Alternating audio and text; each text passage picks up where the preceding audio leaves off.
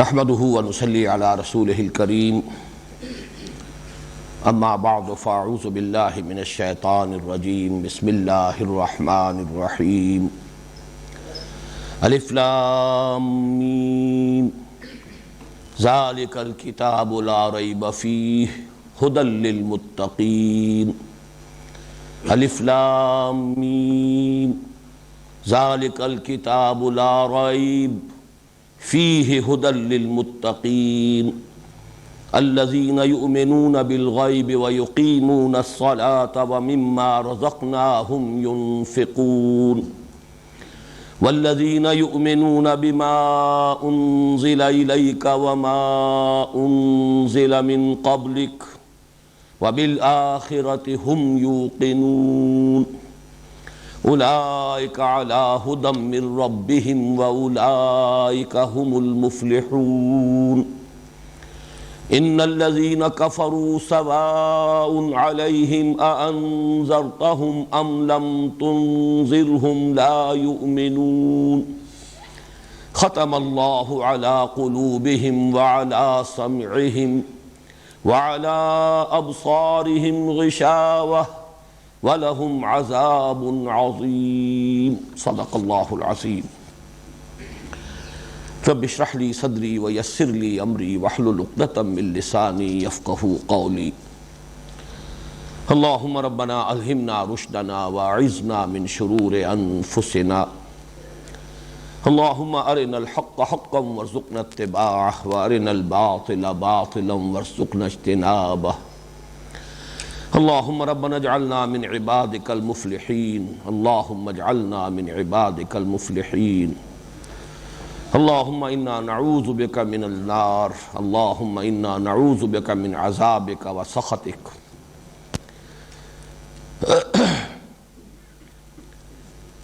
کل ہم نے سورہ بقرہ کی پہلی آیت جو حروف مقطعات پر مشتمل ہے اس پر گفتگو کرنی تھی۔ سورہ بقرہ کی دوسری آیت کو میں نے کل بھی تلاوت کے دوران 2 مرتبہ پڑھا اور آج بھی اس کو دہرایا۔ اس کی وجہ یہ ہے کہ اس میں معانقہ ہے، یہ چونکہ بار بار یہ معاملہ قرآن مجید میں آئے گا اس لیے یہی سمجھ لیجئے بہت سے مواقع ایسے ہیں قرآن حکیم کے کہ جہاں کسی ایک لفظ یا کسی ایک ترکیب یا ایک ٹکڑے سے پہلے بھی 3 نقطے بنے ہوئے ہیں اور اس کے بعد بھی 3 نقطے بنے ہوئے ہیں۔ اس کے معنی یہ ہے کہ اس حصے کو 2 طرح سے پڑھا جا سکتا ہے۔ آیت کے سابق حصے سے ملا کر پڑھیے تب بھی صحیح ہے، ورنہ جو اس کے بعد لاحق ہے بعد میں آنے والا ہے اس کے ساتھ ملا کر پڑھیے تب بھی صحیح ہے۔ ذالک الکتاب لا ریب فیہ، یہاں رک کر ھدی للمتقین، یا ذالک الکتاب لا ریب فیہ ھدی للمتقین، یہ فیہ سے قبل بھی اور فیہ کے بعد بھی یہ 3 نقطے جو لگے ہوئے ہیں یہ علامت ہے معانقہ کی۔ یہ جو دوسری آیہ مبارکہ ہے اس میں کچھ نحوی اشکالات ہیں، جہاں تک ترجمے کا تعلق ہے اگرچہ اس کے ضمن میں کوئی اختلاف نہیں ہے۔ ذالک الکتاب لا ریب فیہ، یہ وہ کتاب ہے، اس میں کوئی شک نہیں ہے، یہ ہدایت ہے متقیوں کے لیے، خدا ترس لوگوں کے لیے، ان لوگوں کے لیے جو بچنا چاہیں، یا یہ وہ کتاب ہے بلا شک و شبہ، اس میں ہدایت ہے متقیوں کے لیے، بچنے والوں کے لیے۔ یہ معانقے سے جو دونوں امکانات پیدا ہوئے وقف کے، ان کے اعتبار سے جو ترجمے میں تھوڑا سا فرق واقع ہو جائے گا وہ میں نے واضح کر دیا۔ ظاہر بات ہے کہ اس میں قرآن حکیم کا تذکرہ ہو رہا ہے اس آیہ مبارکہ میں، تو جو نوٹ کرنے کی بات یہ ہے کہ جب یہ ہم پڑھتے ہیں تو قرآن حکیم مصحف ہمارے سامنے ہے، اور ذالکہ یہ کہا جاتا ہے کہ یہ اشارہ بعید ہے، ھذا اشارہ قریب اور ذالکہ اشارہ بعید، لیکن یہاں یہ سامنے کی جو رکھی ہوئی کتاب ہے اس کو پڑھتے ہوئے جب ہم ذالکہ کا لفظ پڑھتے ہیں اشارہ بعید کے لیے تو اس میں کچھ سوالات پیدا ہوتے ہیں۔ تو اس کو سمجھ لیجئے کہ اگرچہ علم صرف میں تو یہی بات پڑھائی جائے گی کہ یہ اشارہ بعید ہے، یہ اشارہ قریب ہے، لیکن یہ بعید اور قریب کے استعمالات اور اس سے پھر معنی اور بیان میں جو مختلف آراء وجود میں آتی ہیں، ان میں یہ بھی ہے کہ اگر کسی شے کا تذکرہ پہلے کیا جا چکا ہو دوران گفتگو، یا کوئی شے ایسی ہو کہ جس کا ذہن میں تصور موجود ہو، تو اس کی طرف اشارہ ذالکہ سے کریں گے۔ اور دوسرے یہ کہ بسا اوقات کسی چیز کی تعظیم کے لیے بھی اشارہ قریب کو سمجھا جاتا ہے کہ مناسب نہیں ہے، یہ کے اندر تعظیم کا پہلو نہیں، وہ اس میں ایک تعظیم کا پہلو ہے۔ تو یہ دونوں مفہوم سامنے رہیں تو پھر ذالکہ کا یہاں استعمال بہت مناسب ہے۔ یہ وہ جو ہے اسی مفہوم میں ہمارے ہاں بھی الفاظ مستعمل ہیں، آن حضرت۔ اب آن جو ہے یہ این کے مقابلے میں اشارہ بعید ہے، این یہ حاذا، اور آن وہ یہ اشارہ بعید ہے، لیکن یہ آن حضرت، آن حضور، یا یہ کہ ایک جو ہماری قدیم زبان ہے، جو لٹریری زبان ہے، اس میں جب خطوط وغیرہ لکھے جاتے تھے تو آن محترم آپ نہیں کہتے تھے کہ آپ سے میں یہ عرض کرتا ہوں، آن محترم سے یہ گزارش ہے، آن جناب سے یہ گزارش ہے۔ تو یہ الفاظ بھی در حقیقت اسی مفہوم میں، جس مفہوم میں کہ یہاں ذالکہ کا لفظ تعظیم کے طور پر آ رہا ہے، ایسے ہی وہ فارسی کا آن جو ہے یہ بھی تعظیم کے طور پر، آن جناب، آن محترم، آن حضور۔ ذالک الکتاب، یہ وہ کتاب ہے۔ اب یہاں الکتاب جو ہے الف لام اس پر لگا ہوا ہے، اس سے یہ معرفہ بن گیا، اور معرفہ یقیناً اب یا تو یہ کہ الف لام کا ایک فائدہ ہوتا ہے کہ وہ استغراق، تمام چیزوں کا احاطہ کرنے والا، یا لام جنس، وہ یہ نہیں ہے، یہ لام عہد ہے، کسی کتاب کا تصور ذہن میں موجود ہے، اس اعتبار سے ترجمہ کیا جاتا ہے اور صحیح ہے، یہ وہ کتاب ہے، یا یہ کتاب موعود ہے، یہ وہ کتاب ہے، اس میں اشارہ ہو جائے گا جس کا تم نے خود درخواست کی، اہدنا الصراط المستقیم میں تم نے جو سوال کیا، یہ اس سوال کا جواب ہے اس کتاب میں، یہ وہ کتاب ہے، یا یہ وہ کتاب ہے جس کے بارے میں پیشین گوئی موجود تھی تورات میں۔ یہ میں عرض کر چکا ہوں جب تعارف قرآن کے ضمن میں کچھ گفتگو ہو رہی تھی کہ تورات کی جو کتاب استثناء ہے اس میں ایک پیشین گوئی موجود ہے ان الفاظ میں۔ حضرت موسیٰ علیہ السلام سے خطاب کرتے ہوئے اللہ تعالیٰ نے فرمایا تھا کہ میں ان کے لیے، یعنی بنی اسرائیل کے لیے، ان کے بھائیوں میں سے تیرے مانند ایک نبی اٹھاؤں گا۔ اب یہاں خطاب ہے حضرت موسیٰ سے، یعنی اے موسیٰ تمہارے مانند میں ایک نبی اٹھاؤں گا ان کے لیے، ان کے بھائیوں میں سے، اور بھائیوں سے مراد ہو سکتا ہے بنی اسرائیل کے بھائی بنی اسماعیل ہیں، حضرت ابراہیم علیہ السلام کے بیٹے اسماعیل، ان سے یہ نسل ہے قریش جن میں حضور صلی اللہ علیہ وسلم کی بعثت ہوئی، اور پھر ان کے پوتے یعنی حضرت اسحاق کے بیٹے حضرت یعقوب، ان سے وہ دوسری شاخ چلی نسل کی، وہ بنی اسرائیل کہلاتے ہیں۔ تو میں ان کے لیے، ان کے بھائیوں میں سے تیرے مانند ایک نبی اٹھاؤں گا جس کے منہ میں اپنا کلام ڈالوں گا، وہ جو بات کہے گا میرے نام سے کہے گا۔ یہ جو پیشین گوئی ہے در حقیقت قرآن مجید کے بارے میں، تو گویا کہ یہاں اشارہ ہو رہا ہے ذالک الکتاب، یہ وہ کتاب ہے، یہ کتاب موعود ہے، یا یہ کتاب ہدایت ہے جس کی تم نے درخواست کی، اہدنا الصراط المستقیم۔ تو الف لام کے اضافے سے یہ اضافی معنی پیدا ہو گئے۔ لا ریب فیہ، اس میں کوئی شک نہیں۔ لا ریب فیہ کے دو مفہوم لیے گئے ہیں، ایک تو اس میں کوئی شک نہیں، یعنی اس میں کوئی بات ایسی نہیں ہے جو قابل شک ہو۔ یہ کتاب کل کی کل یقینی ہے، یقینی امور پر مشتمل ہے۔ یہ دعویٰ بہت بڑا ہے، دنیا میں شاید ہی کوئی کتاب اور ایسی ہو کہ جس کا آغاز اس دعوے کے ساتھ ہوتا ہو، اور یہ تو دنیا نے مانا ہے کہ کم سے کم اس پہلو سے تو کوئی شک نہیں کیا جا سکتا کہ یہ وہی کتاب ہے جو محمد نے صلی اللہ علیہ وسلم اپنی امت کو عطا کی۔ جو نہیں بھی مانتے اسے کلام اللہ، وہ بھی یہ مانتے ہیں کہ اس کا ٹیکسٹ بالکل پیور ہے، اس میں کہیں کوئی تحریف نہیں ہوئی ہے، اس میں کوئی تبدیلی نہیں ہوئی ہے، بجن سے ہی یہ وہی کتاب ہے جو محمد نے صلی اللہ علیہ وسلم اپنی امت کو عطا کی۔ ہمارا اس کے بعد اس سے مزید یقین اور ایمان یہ ہے کہ یہ وہی کتاب ہے جو اللہ نے حضور کو عطا فرمائی اور حضور نے امت کو عطا فرمائی۔ لیکن جو نہیں مانتے حضور کو نبی، وہ بھی اس درجے تک تسلیم کرنے پر مجبور ہے کہ یہ وہ کتاب ہے، یہ کتاب محفوظ ہے۔ اس لیے اس اعتبار سے اس میں کوئی شک نہیں کہ یہ وہی کتاب ہے جو محمد صلی اللہ علیہ وسلم نے اپنی امت کو عطا کی، اور ہمارے نزدیک یہ وہی کتاب ہے جو اللہ نے اپنے بندے محمد صلی اللہ علیہ وسلم پر نازل فرمایا، اس میں کوئی شک نہیں۔ دوسرے یہ کہ اس کے کتاب اللہ ہونے میں کوئی شک نہیں، یہ در حقیقت اس کا دوسرا مفہوم ہے، بلکہ بعض مفسرین نے اس پر تفصیل سے کلام کیا ہے کہ یہی زیادہ موضوع ہے۔ لا ریب فی، اس میں کوئی شے قابل شک نہیں ہے، اس میں جو امور بیان ہوئے ہیں سب یقینی ہیں، اس میں جو خبریں دی گئی ہیں سب یقینی ہیں، اس میں جو پیشین گوئیاں ہیں وہ سب یقینی ہیں، اس میں جو حقائق بیان ہوئے ہیں وہ سب یقینی ہیں، ان میں جو اوامر اور نواہی ہیں وہ بھی عقل محکم کی بنیاد پر ہیں، پختہ ہیں، محکم ہیں، یقینی ہیں۔ لیکن یہ کہ یہ دوسرا پہلو کہ یہ کتاب اللہ ہے، اس کے کتاب اللہ ہونے میں کوئی شک نہیں۔ اس طریقے سے یہ ایک ہی گویا کہ سٹیٹمنٹ بن جائے گا، ذالک الکتاب لا ریب فیہ، یہ وہ کتاب موعود ہے اور اس کے کتاب موعود ہونے میں، یا یہ وہ کتاب الہی ہے اور اس کے کتاب الہی ہونے میں کوئی شک نہیں۔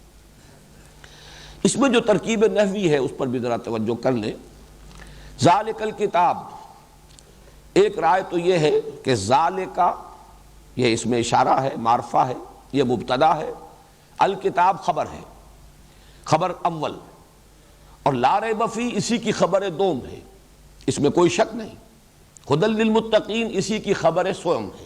تین خبریں ہیں اور مبتدا صرف ذالکا۔ ایک رائے یہ کہ ذالک الکتاب، اشارہ مشار الیہ مل کر یہ مبتدا ہے اور باقی خبر ہے، لا ریب فیہ یہ خبر ہے، خبر اول، ھدی للمتقین خبر دوم۔ ایک اور رائے بھی ہے کہ اس سے پہلے مبتدا محذوف ہے، ھذا ذالک الکتاب، یہ ہے وہ کتاب، اور اس کے بعد لا ریب فیہ، یہ گویا کہ اس کے لیے بدل کے طور پر، صفت کے طور پر، یہ ہے وہ کتاب جس میں کوئی شک نہیں، جس کے کتاب الہی ہونے میں کسی شک و شبہ کی گنجائش نہیں۔ ھدی للمتقین، اس پر میں تعارف قرآن مجید کے ضمن میں گفتگو کر چکا ہوں۔ یہ ہدایت ہے، رہنمائی ہے، سورہ فاتحہ میں لفظ آ چکا اہدنا الصراط المستقیم، ہم ہدایت کی درخواست کرتے ہیں، یا جیسا کہ میں تفصیلاً عرض کر چکا ہوں سورہ فاتحہ کے ضمن میں کہ ایک سلیم الفطرت، سلیم العقل انسان ایمان کے بنیادی حقائق تک تو خود پہنچ جاتا ہے۔ اس میں یہ کہ بہرحال ضرورت ہوتی ہے یقین کی گہرائی کی، وہ انبیاء اور رسولوں کے بغیر ممکن نہیں، یا اس میں تفصیلات کا رنگ جو ہے اس خاکے میں، یہ بھی انبیاء اور رسول کے ذریعے ہی سے بھرا جا سکتا ہے۔ لیکن بنیادی طور پر جو ایمان کے حقائق ہیں، اللہ تعالیٰ اور اس کی توحید کہ وہ خالق ہے، مالک ہے، رب ہے، تنہا ہے، تمام صفات کمال اس کی ذات میں بتمام و کمال موجود ہے، سبوح ہے، قدوس ہے، حمید ہے، غنی ہے، اور یہ کہ انسانی اعمال ضائع ہونے والی چیزیں نہیں ہیں، مکافات عمل، مجازات اس کا ظہور ہو کر رہے گا۔ وہ دو چیزیں کہ جو حضرت لقمان کے نصاحے میں آئیں، گویا کہ یہ چیزیں تو وہ ہیں کہ جو بغیر وحی کے، بغیر نبوت و رسالت کے بھی سلیم العقل انسان، سلیم فطرت انسان یہاں تک پہنچ جاتا ہے۔ البتہ اس سے آگے وہ محتاج ہے، محسوس کرتا ہے کہ مجھے ضرورت ہے تفصیلی ہدایت۔ زندگی میں یہ جو ہر قدم پر دو راہیں، تراہے، چوراہے آتے ہیں، ان میں کہیں غلط موڑ نہ مڑ جاؤں، اور وہ کیفیت نہ ہو جائے کہ یک لحظہ غافل گشتم و صد سالہ راہم دور شد، ذرا سا غلط موڑ انسان مڑ جائے تو پھر وہ اس کی گمراہی جو ہے بڑھتی چلی جاتی ہے۔ تو عملی طور پر زندگی گزارنے کے طور اور طریقوں، کدھر جاؤں کدھر نہ جاؤں، کیا کروں کیا نہ کروں، خاص طور پر یہ کہ اجتماعیات انسانیہ میں توازن کیسے پیدا کیا جائے، فرد اور اجتماعیت کے مابین حقوق و فرائض کا توازن کیا ہو، مرد اور عورت کے حقوق و فرائض کے مابین توازن اور اعتدال کی شکل کیا ہو، عدل بھی ہو، انصاف بھی ہو، اعتدال بھی ہو، توازن بھی ہو۔ اسی طرح سرمایہ اور محنت کے درمیان توازن اور اعتدال اور عدل جو ہے کیسے ہو، یہاں انسان محسوس کرتا ہے اپنی احتیاج اور ضرورت، اور اس کے لیے وہ درخواست کرتا ہے اہدنا الصراط المستقیم۔ تو در حقیقت اسی کے لیے یہ قرآن نازل ہوا، گویا کہ اس دعا کا جواب ہے جو یہاں سے شروع ہو رہا ہے، الف لام میم ذالک الکتاب لا ریب فیہ ھدی للمتقین۔ اسی ضمن میں یہ بات بھی عرض کی جا چکی ہے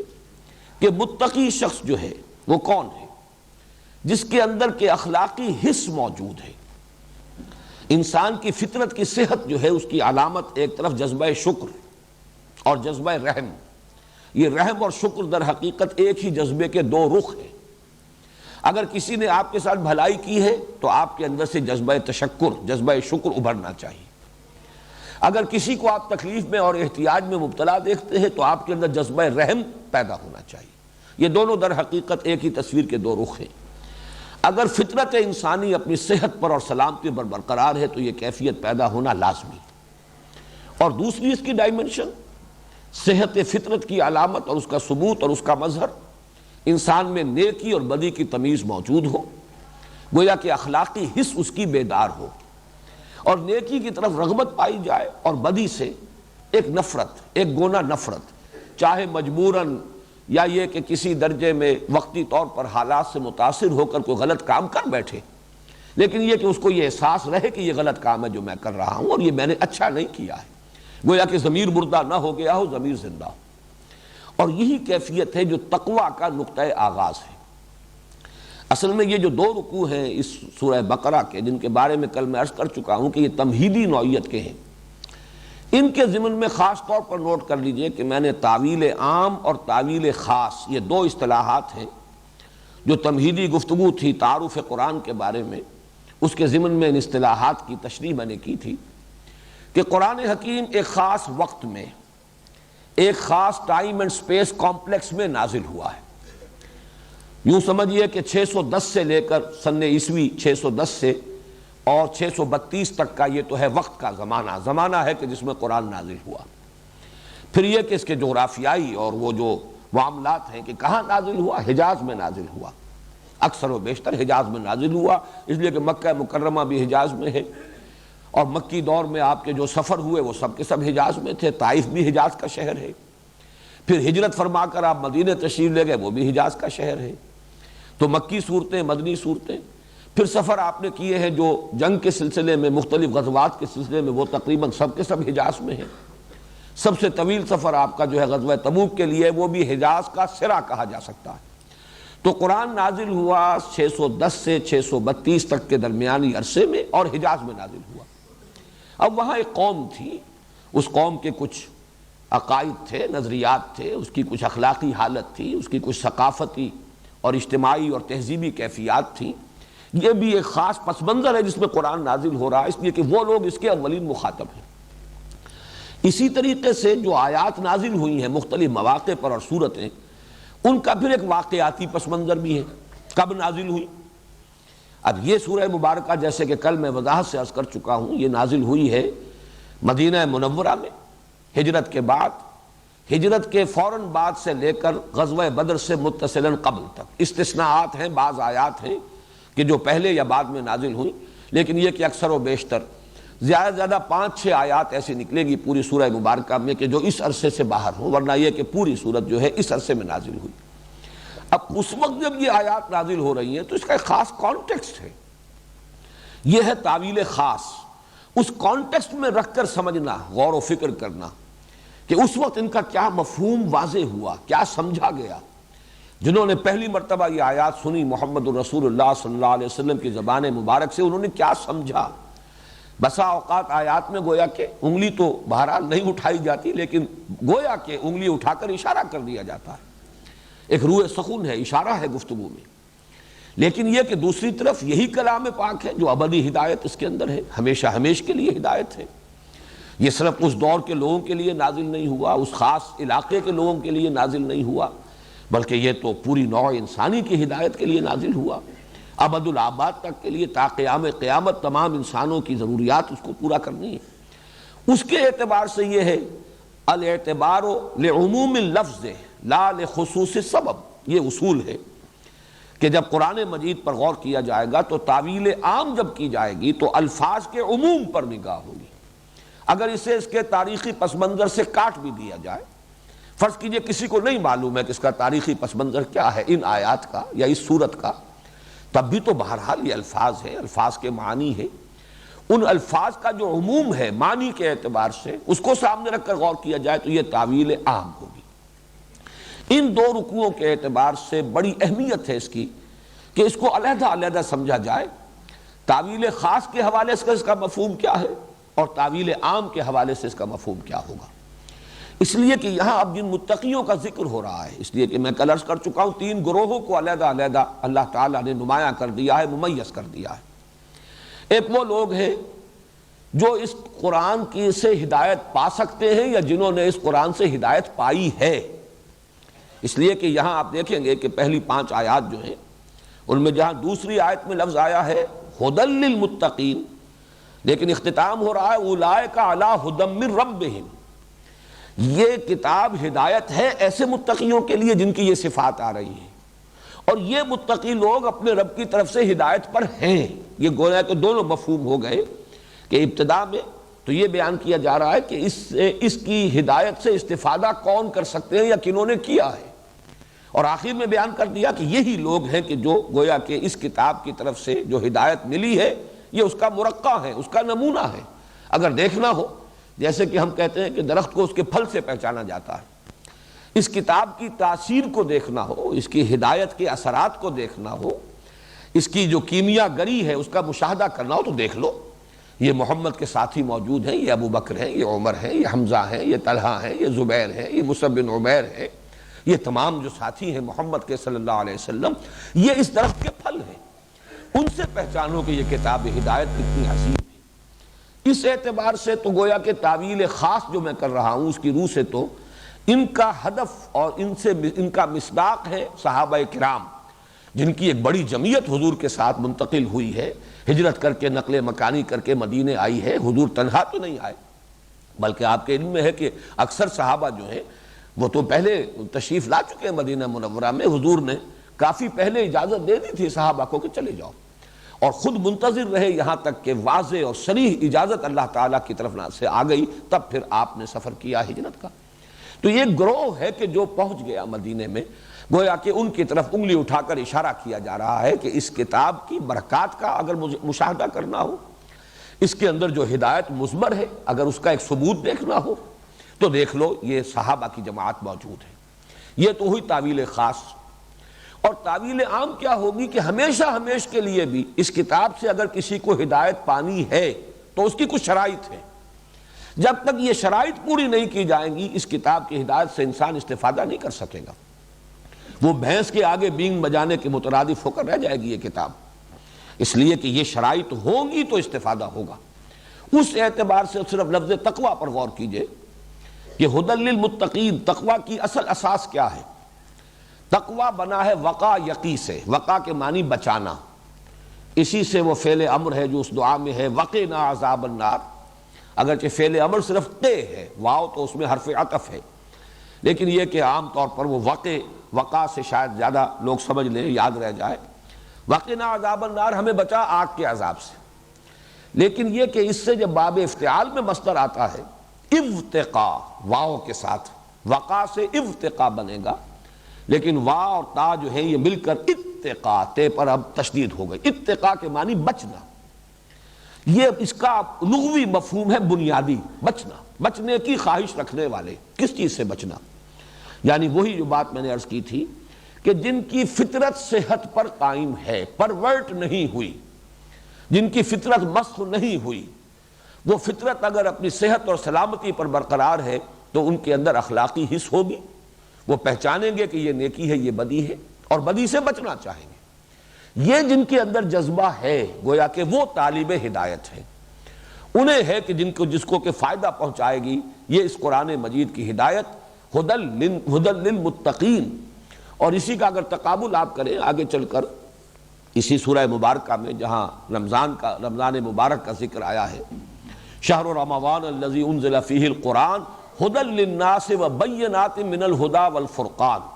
تو وہاں ھدی للناس تمام لوگوں کے لیے ہدایت. اور کل جو میں نے آپ کو سنائی تھی سورہ آل عمران کے آغاز میں بھی ھدی للناس تمام لوگوں کے لیے ہدایت. اب ان دونوں میں بھی بلکہ مجھے یاد آ گیا کہ ستیارتھ پرکاش نامی ایک کتاب لکھی گئی تھی، اب آج سے یہ 60-70 سال قبل کی بات ہے. وہ سوامی کہلاتے ہیں ہندوؤں کے، دیانند سرسوتی. ان کا جو 14واں باب تھا اس کتاب کا اس میں قرآن مجید پر اعتراضات تھے. ان میں سے ایک اعتراض بڑا یہ تھا کہ یہ عجیب کتاب ہے، ہدی للمتقین، متقیوں کے لیے ہدایت. تو متقی تو پہلے ہی پرہیزگار ہیں، خدا ترس ہیں، نیک ہیں، تقویٰ کے معنی یہ ہے متقی انسان. اب اسے ہدایت کی کیا ضرورت ہے؟ ہدایت کی ضرورت ہے گمراہوں کو، بھٹکے ہوئوں کو، جو کہیں تلاش حق میں ابھی سرگرداں ہوں ان کو. یہ ہدی للمتقین، پہلے ہی سے تقویٰ کسی کے پاس ہے تو اسے ہدایت کی ضرورت کیا ہے؟ تب اس کو سمجھ لیجئے کہ اس تقویٰ کا اصل میں یہ کتنا براڈ سپیکٹرم ہے. متقی کے معنی ہوں گے جس میں اخلاقی حس برقرار ہے، اور یہ اخلاقی حس کا برقرار ہونا، نیکی اور بدی میں تمیز، یہ گویا کہ اس کی صحت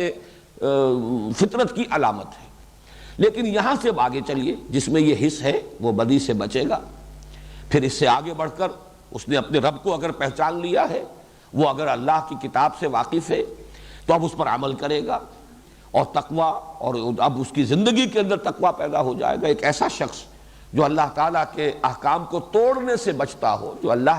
کے عذاب سے، اس کی سزا سے بچنے کے لیے کوشاں ہو، یہ متقی اب بن گیا اصطلاحی معنی میں متقی. اس لیے کہ اصطلاحی معنی میں متقی وہ شخص ہے جو پرہیزگار ہے، بدی سے بچتا ہے، گناہوں سے بچتا ہے، اللہ کے احکام کو توڑنے سے بچتا ہے، اس کے احکام پر عمل پیرا ہے،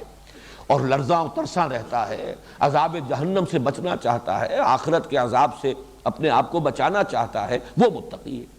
لیکن یہ کہ متقی کا جو لغوی مفہوم ہے وہ یہ کہ جس کے اندر اخلاقی حس بیدار ہے، جو نیکی اور بدی میں تمیز کرتا ہے. اس اعتبار سے گویا کہ جس میں یہ بھی نہیں ہے، ہم کہہ سکتے ہیں کہ اس کے آگے تو ایسے ہی ہے جیسے اندھے کے سامنے آپ نے ہیرے بکھیر دیے، وہ نہیں دیکھ سکتا کہ ان میں کیا فرق ہے، ہیرے میں اور کسی کانچ کے ٹکڑے کے اندر کوئی فرق اسے معلوم نہیں. اسی طریقے سے جیسے میں نے ابھی کہا تھا کہ بھینس کے آگے بین بجائی جائے، اسے کیا پتا ہے کہ یہ کیا ہے جو میرے سامنے کیا جا رہا ہے. اسی طریقے سے جس میں یہ حس ہی نہیں، یا اس سے بھی زیادہ عمدہ ایک تشبیہ موجود ہے، جس شخص کو سرے سے بھوک ہی نہیں، بہترین کھانے رکھ دیجئے اس کے سامنے، ظاہر بات ہے اس کی طرف اس کی رغبت ہوگی نہیں، ہاتھ بڑھائے گا ہی نہیں، اس لیے کہ بھوک ہی نہیں. بعض بیماریوں میں جہاں بھوک مر جاتی ہے، کیسے آپ نے دیکھا ہے کہ بچوں کے لیے مائیں خوش آمدیں کرتی ہیں کہ یہ لے لو، یہ لے لو، یہ کھا لو، کسی شے کی طرف بچہ جو ہے رخ کرنے کو تیار نہیں. تو جس میں طلب ہی نہیں ہے، اعلیٰ سے اعلیٰ شے اس کے سامنے رکھ دیجئے، وہ اس کی طرف رغبت نہیں ہوگی، وہ متوجہ نہیں ہوگا. اس اعتبار سے ہدی للمتقین یہ گویا کہ اگر ابتدائی لغوی مفہوم ہو تو یہ تعویل عام ہے. قرآن سے ہدایت کی شرط لازم یہ ہے کہ انسان کے اندر نیکی اور بدی کی تمیز موجود ہو، اور اس کے اندر بدی سے بچنے کا ایک جذبہ پایا جائے. اگر یہ طلب ہے تو قرآن مجید کی ہدایت سے استفادہ کر سکے گا، ورنہ نہیں. اور تعویل خاص کے اعتبار سے ہدی للمتقین، دیکھو یہ متقیوں کی جماعت، جیسے کہ ابھی میں نے نام گنوائے، کبار صحابہ مہاجرین میں، وہ تو ظاہر بات ہے کہ حضور صلی اللہ علیہ وسلم کی جو تربیت ہے اور قرآن حکیم کی جو ہدایت ہے نظری اور فکری اور علمی، اس کا سب سے بڑا ثبوت، اور 13 برس کی حضور کی تربیت اور تزکیہ جو ہے اس سے مستفید ہونے والے لوگوں کی ایک جماعت موجود تھی. یہ گلدستہ موجود ہے، سامنے دیکھ لو. ہدی للمتقین یہ کتاب ہدایت ہے جس کی ہدایت کا مرقع، جس کی ہدایت کا مظہر، جس کی برکات کا ظہور ان اشخاص کی زندگیوں میں ہوا ہے جو تمہارے سامنے موجود ہے. یہ تعویل خاص، اور وہ پہلی جو ہے وہ تعویل عام. ہدی للمتقین، الف لام میم ذالک الکتاب لا ریب فیہ ہدی للمتقین الذین یؤمنون بالغیب. اب یہاں بھی اس پر بھی چونکہ گفتگو ہو چکی ہے، تعارف کلام پاک کے ضمن میں جو میں نے باتیں عرض کی تھی.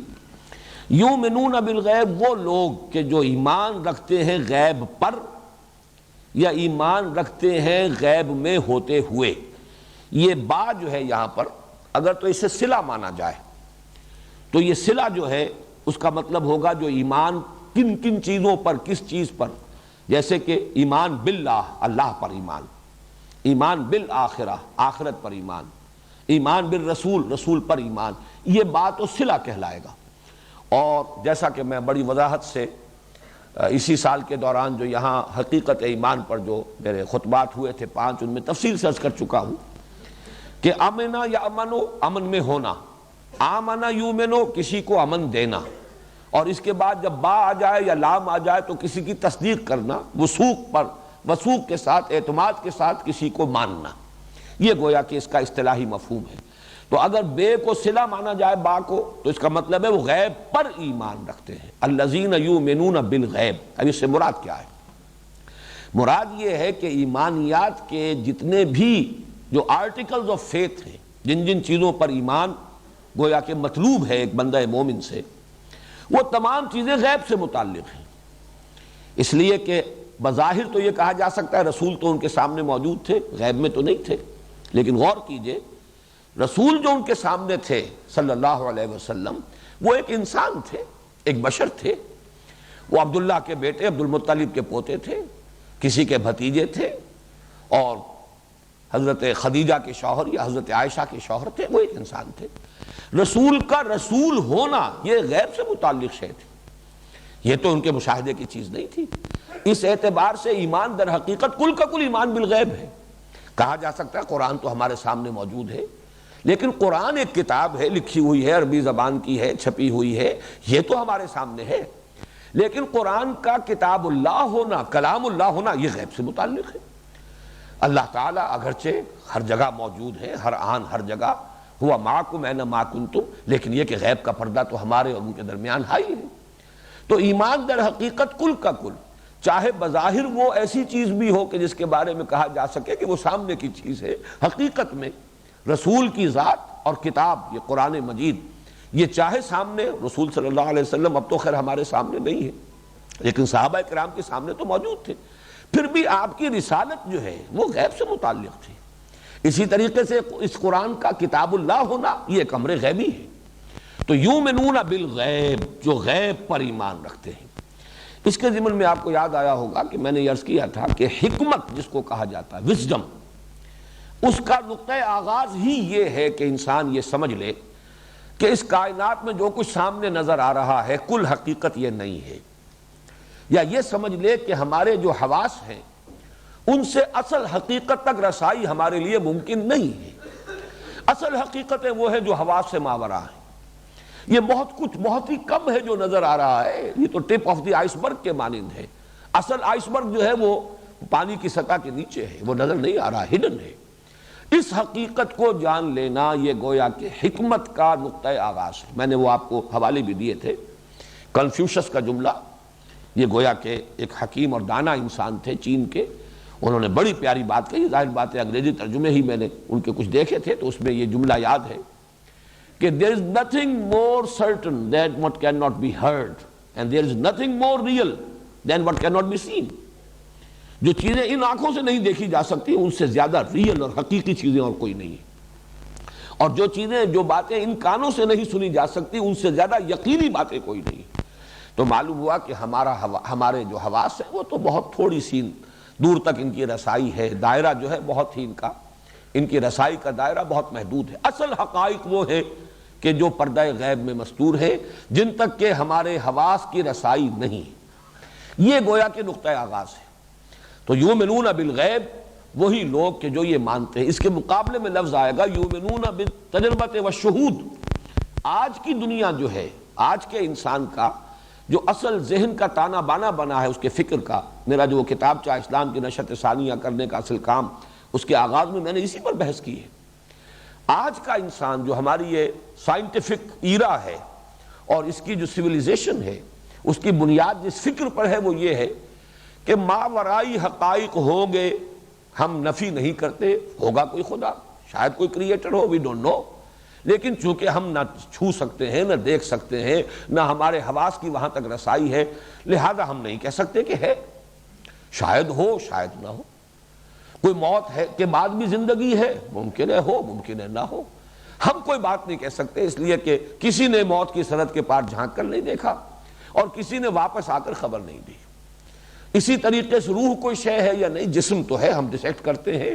اس کی فزیولوجی، اس کے مختلف اعضاء کا جو بھی وظائف الاعضاء کا علم ہے وہ بھی ہمارے سامنے ہے،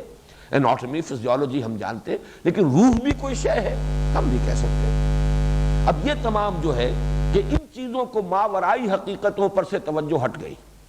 ہوں گی یا نہیں ہوں گی کوئی بحث نہیں ان سے۔ اصل بحث جو ہے، اصل جو جستجو ہے، اصل جو گفتگو ہے، اصل جو دلچسپی ہے وہ اس دنیا سے ہے، اس عالم سے ہے کہ جو ہمارے حواس کی رسائی جن تک ہے۔ یہ زندگی سامنے موجود ہے، اس کا نفع بھی محسوس، نقصان بھی محسوس، اس کی لذتیں بھی انسان کو محسوس ہوتی ہیں، اس کی کلفتیں یہ بھی انسان محسوس کرتا ہے۔ یہ کائنات موجود ہے، اس کے ماوراء کوئی اور عالم ہے، کوئی عالم امر بھی ہے، ہم نہیں کہہ سکتے۔ ملائکہ کوئی ہے نہیں ہے، ہم نہیں کہہ سکتے، ہم نے دیکھا نہیں، ہمارے حواس کی گرفت میں آتے نہیں۔ جنات ہیں نہیں ہیں، ہم نہیں جانتے۔ اس طریقے سے پوری اب اس وقت کی جو سوچ ہے انسان کی، وہ تجربہ اور شہود جو ہمارے ایکسپیرینس میں جو چیز آئے اور جو ہمارے حواس کی گرفت میں ہو اور اس تک رسائی ہو سکے حواس کے ذریعے سے، وہ انسان کی دلچسپی کا، اس کی گفتگو کا، اس کی تحقیق کا، تفتیش کا، سب کا جو ہے وہ مرکز اور فوکس بن چکا ہے۔ یہاں پر قرآن مجید گویا کہ پہلے ہی نقطہ یعنی سمجھیے کہ آغاز ہی میں پہلے قدم پر واضح کر رہا ہے الذین یؤمنون بالغیب۔ اس تک جو کوئی نہیں پہنچا اس حقیقت تک، میں نے بریڈلے کا بھی حوالہ دیا تھا، اس کی بڑی مشہور کتاب ہے اپیئرنس اینڈ ریئلٹی، حقیقت کچھ اور ہوتی ہے، نظر کچھ اور آ رہی ہوتی ہے۔ تو اس اعتبار سے یہاں تک جو پہنچا ہو وہ قرآن کی ہدایت سے استفادہ کر سکے گا، یہ وہ تعویل عام ہو گئی۔ گویا کہ شرط اول یہ کہ اخلاقی حس اس کے اندر برقرار ہو، نیکی اور بدی کی تمیز موجود ہو، نیکی کی طرف رغبت فی الجملہ اور نفی سے اور بدی سے نفرت فی الجملہ موجود ہو۔ یہ ایک علامت ہے، یہ شرط اول ہے تعویل عام کے اعتبار سے قرآن کی ہدایت سے مستفید ہونے کے لیے۔ نمبر دو یہ کہ وہ حکمت جس کا نقطہ آغاز یہ ہے کہ یہی کچھ نہیں ہے، یہ عالم جو ہمارا مادی عالم ہے، جو ہمارے حواس کی، اور حواس سے ظاہر بات ہے آپ نے ٹیلیسکوپ ایجاد کر لی تو وہ بھی تو بینائی کے لیے ایک مزید ایڈ ہے، مزید اس میں اضافہ کر دیتی ہے، اس کی رسائی زیادہ ہو گئی۔ دیکھنے والی شے تو یہی آنکھ ہے، یا آپ نے مائکروسکوپ ایجاد کر لی، دیکھنے والی تو مائکروسکوپ کے تھرو بھی یہی آنکھ ہے۔ آنکھ کی ہی صلاحیت کو بڑھا دیا گیا ہے، وہ چاہے اس کو ٹیلیسکوپ کے ذریعے سے بڑھا دیا گیا ہو فاصلے کے اعتبار سے، اور مائکروسکوپ کے ذریعے سے بڑھا دیا گیا ہو اس کی تفاصیل اور اس کی باریکیوں کے اعتبار سے، باقی اصل شے تو یہی آنکھ ہے۔ تو یؤمنون بالغیب، جو یہ سمجھ لیں کہ واقعہ یہ ہے کہ اصل حقائق جو ہے اس کائنات کے، کون و مکان کے، وہ تو غیب سے متعلق ہے۔ یہ مفہوم ہوا گویا کہ تعویل عام کے اعتبار سے، اور تعویل خاص وہ ظاہر بات ہے کہ وہ صحابہ کرام جو موجود تھے، وہ ظاہر بات ہے سب کو معلوم تھا یہ اللہ کو مانتے ہیں، آخرت کو مانتے ہیں، فرشتوں کو مانتے ہیں، جنات کے وجود کو تسلیم کرتے ہیں، وحی کو مانتے ہیں، کتاب کو مانتے ہیں، نبوت و رسالت کے قائل ہیں، بعث بعد الموت کے قائل ہیں، جنت کو مانتے ہیں، دوزخ کو مانتے ہیں، سب کو معلوم تھا وہ ایمانیات۔ اب کوئی چونکہ یہ سورہ مبارکہ نازل ہو رہی ہے جبکہ قرآن کو نازل ہوتے ہوئے 13واں برس ہے، 12 برس میں 2/3 قرآن نازل ہو چکا، جس میں کہ ساری مفصل بحثیں جو ایمان سے متعلق ہیں وہ تو آ چکی۔ اس اعتبار سے تعویل خاص جب دیکھیں گے، زمانہ نزول کے اعتبار سے اس کو خاص کانٹیکسٹ میں رکھ کر جب ان آیات پر غور کریں گے تو معلوم ہوگا کہ وہ لوگ، ان کا دوسرا وصف، وہ جماعت جو محمد الرسول اللہ صلی اللہ علیہ وسلم کی مسیحائی اور آپ کی تربیت اور تزکیے کے ذریعے سے وجود میں آئی تھی، وہ نظر آ رہا ہے وہ غیب پر یقین رکھتے ہیں، اور یقین بھی پختہ یقین، بلکہ اتنا یقین جتنا کہ اپنے حواس سے معلومات حاصل ہونے والی چیزیں ہیں وہ اتنی یقینی نہیں سمجھتے، اور وہ غیب کی جو خبریں دی ہیں محمد رسول اللہ صلی اللہ علیہ وسلم نے، ان پر ان کا یقین کہیں زیادہ ہے ان چیزوں سے کہ جو آنکھوں سے نظر آنے والی اور کانوں سے سنی جانے والی۔ دوسرا مفہوم اس کا لیا گیا ہے یہ بعض ظرفیہ، یؤمنون بالغیب یعنی غیب میں رہتے ہوئے ایمان لاتے ہیں۔ اصل میں یہ ایک بڑی عمدہ تعبیر ہے، مولانا امین حسن اصلاحی صاحب نے بہت ہی شد و مد کے ساتھ یہ دوسری رائے ظاہر کی ہے۔ عام طور پر مفسرین کی رائے وہی ہے جو میں پہلے بیان کر چکا ہوں،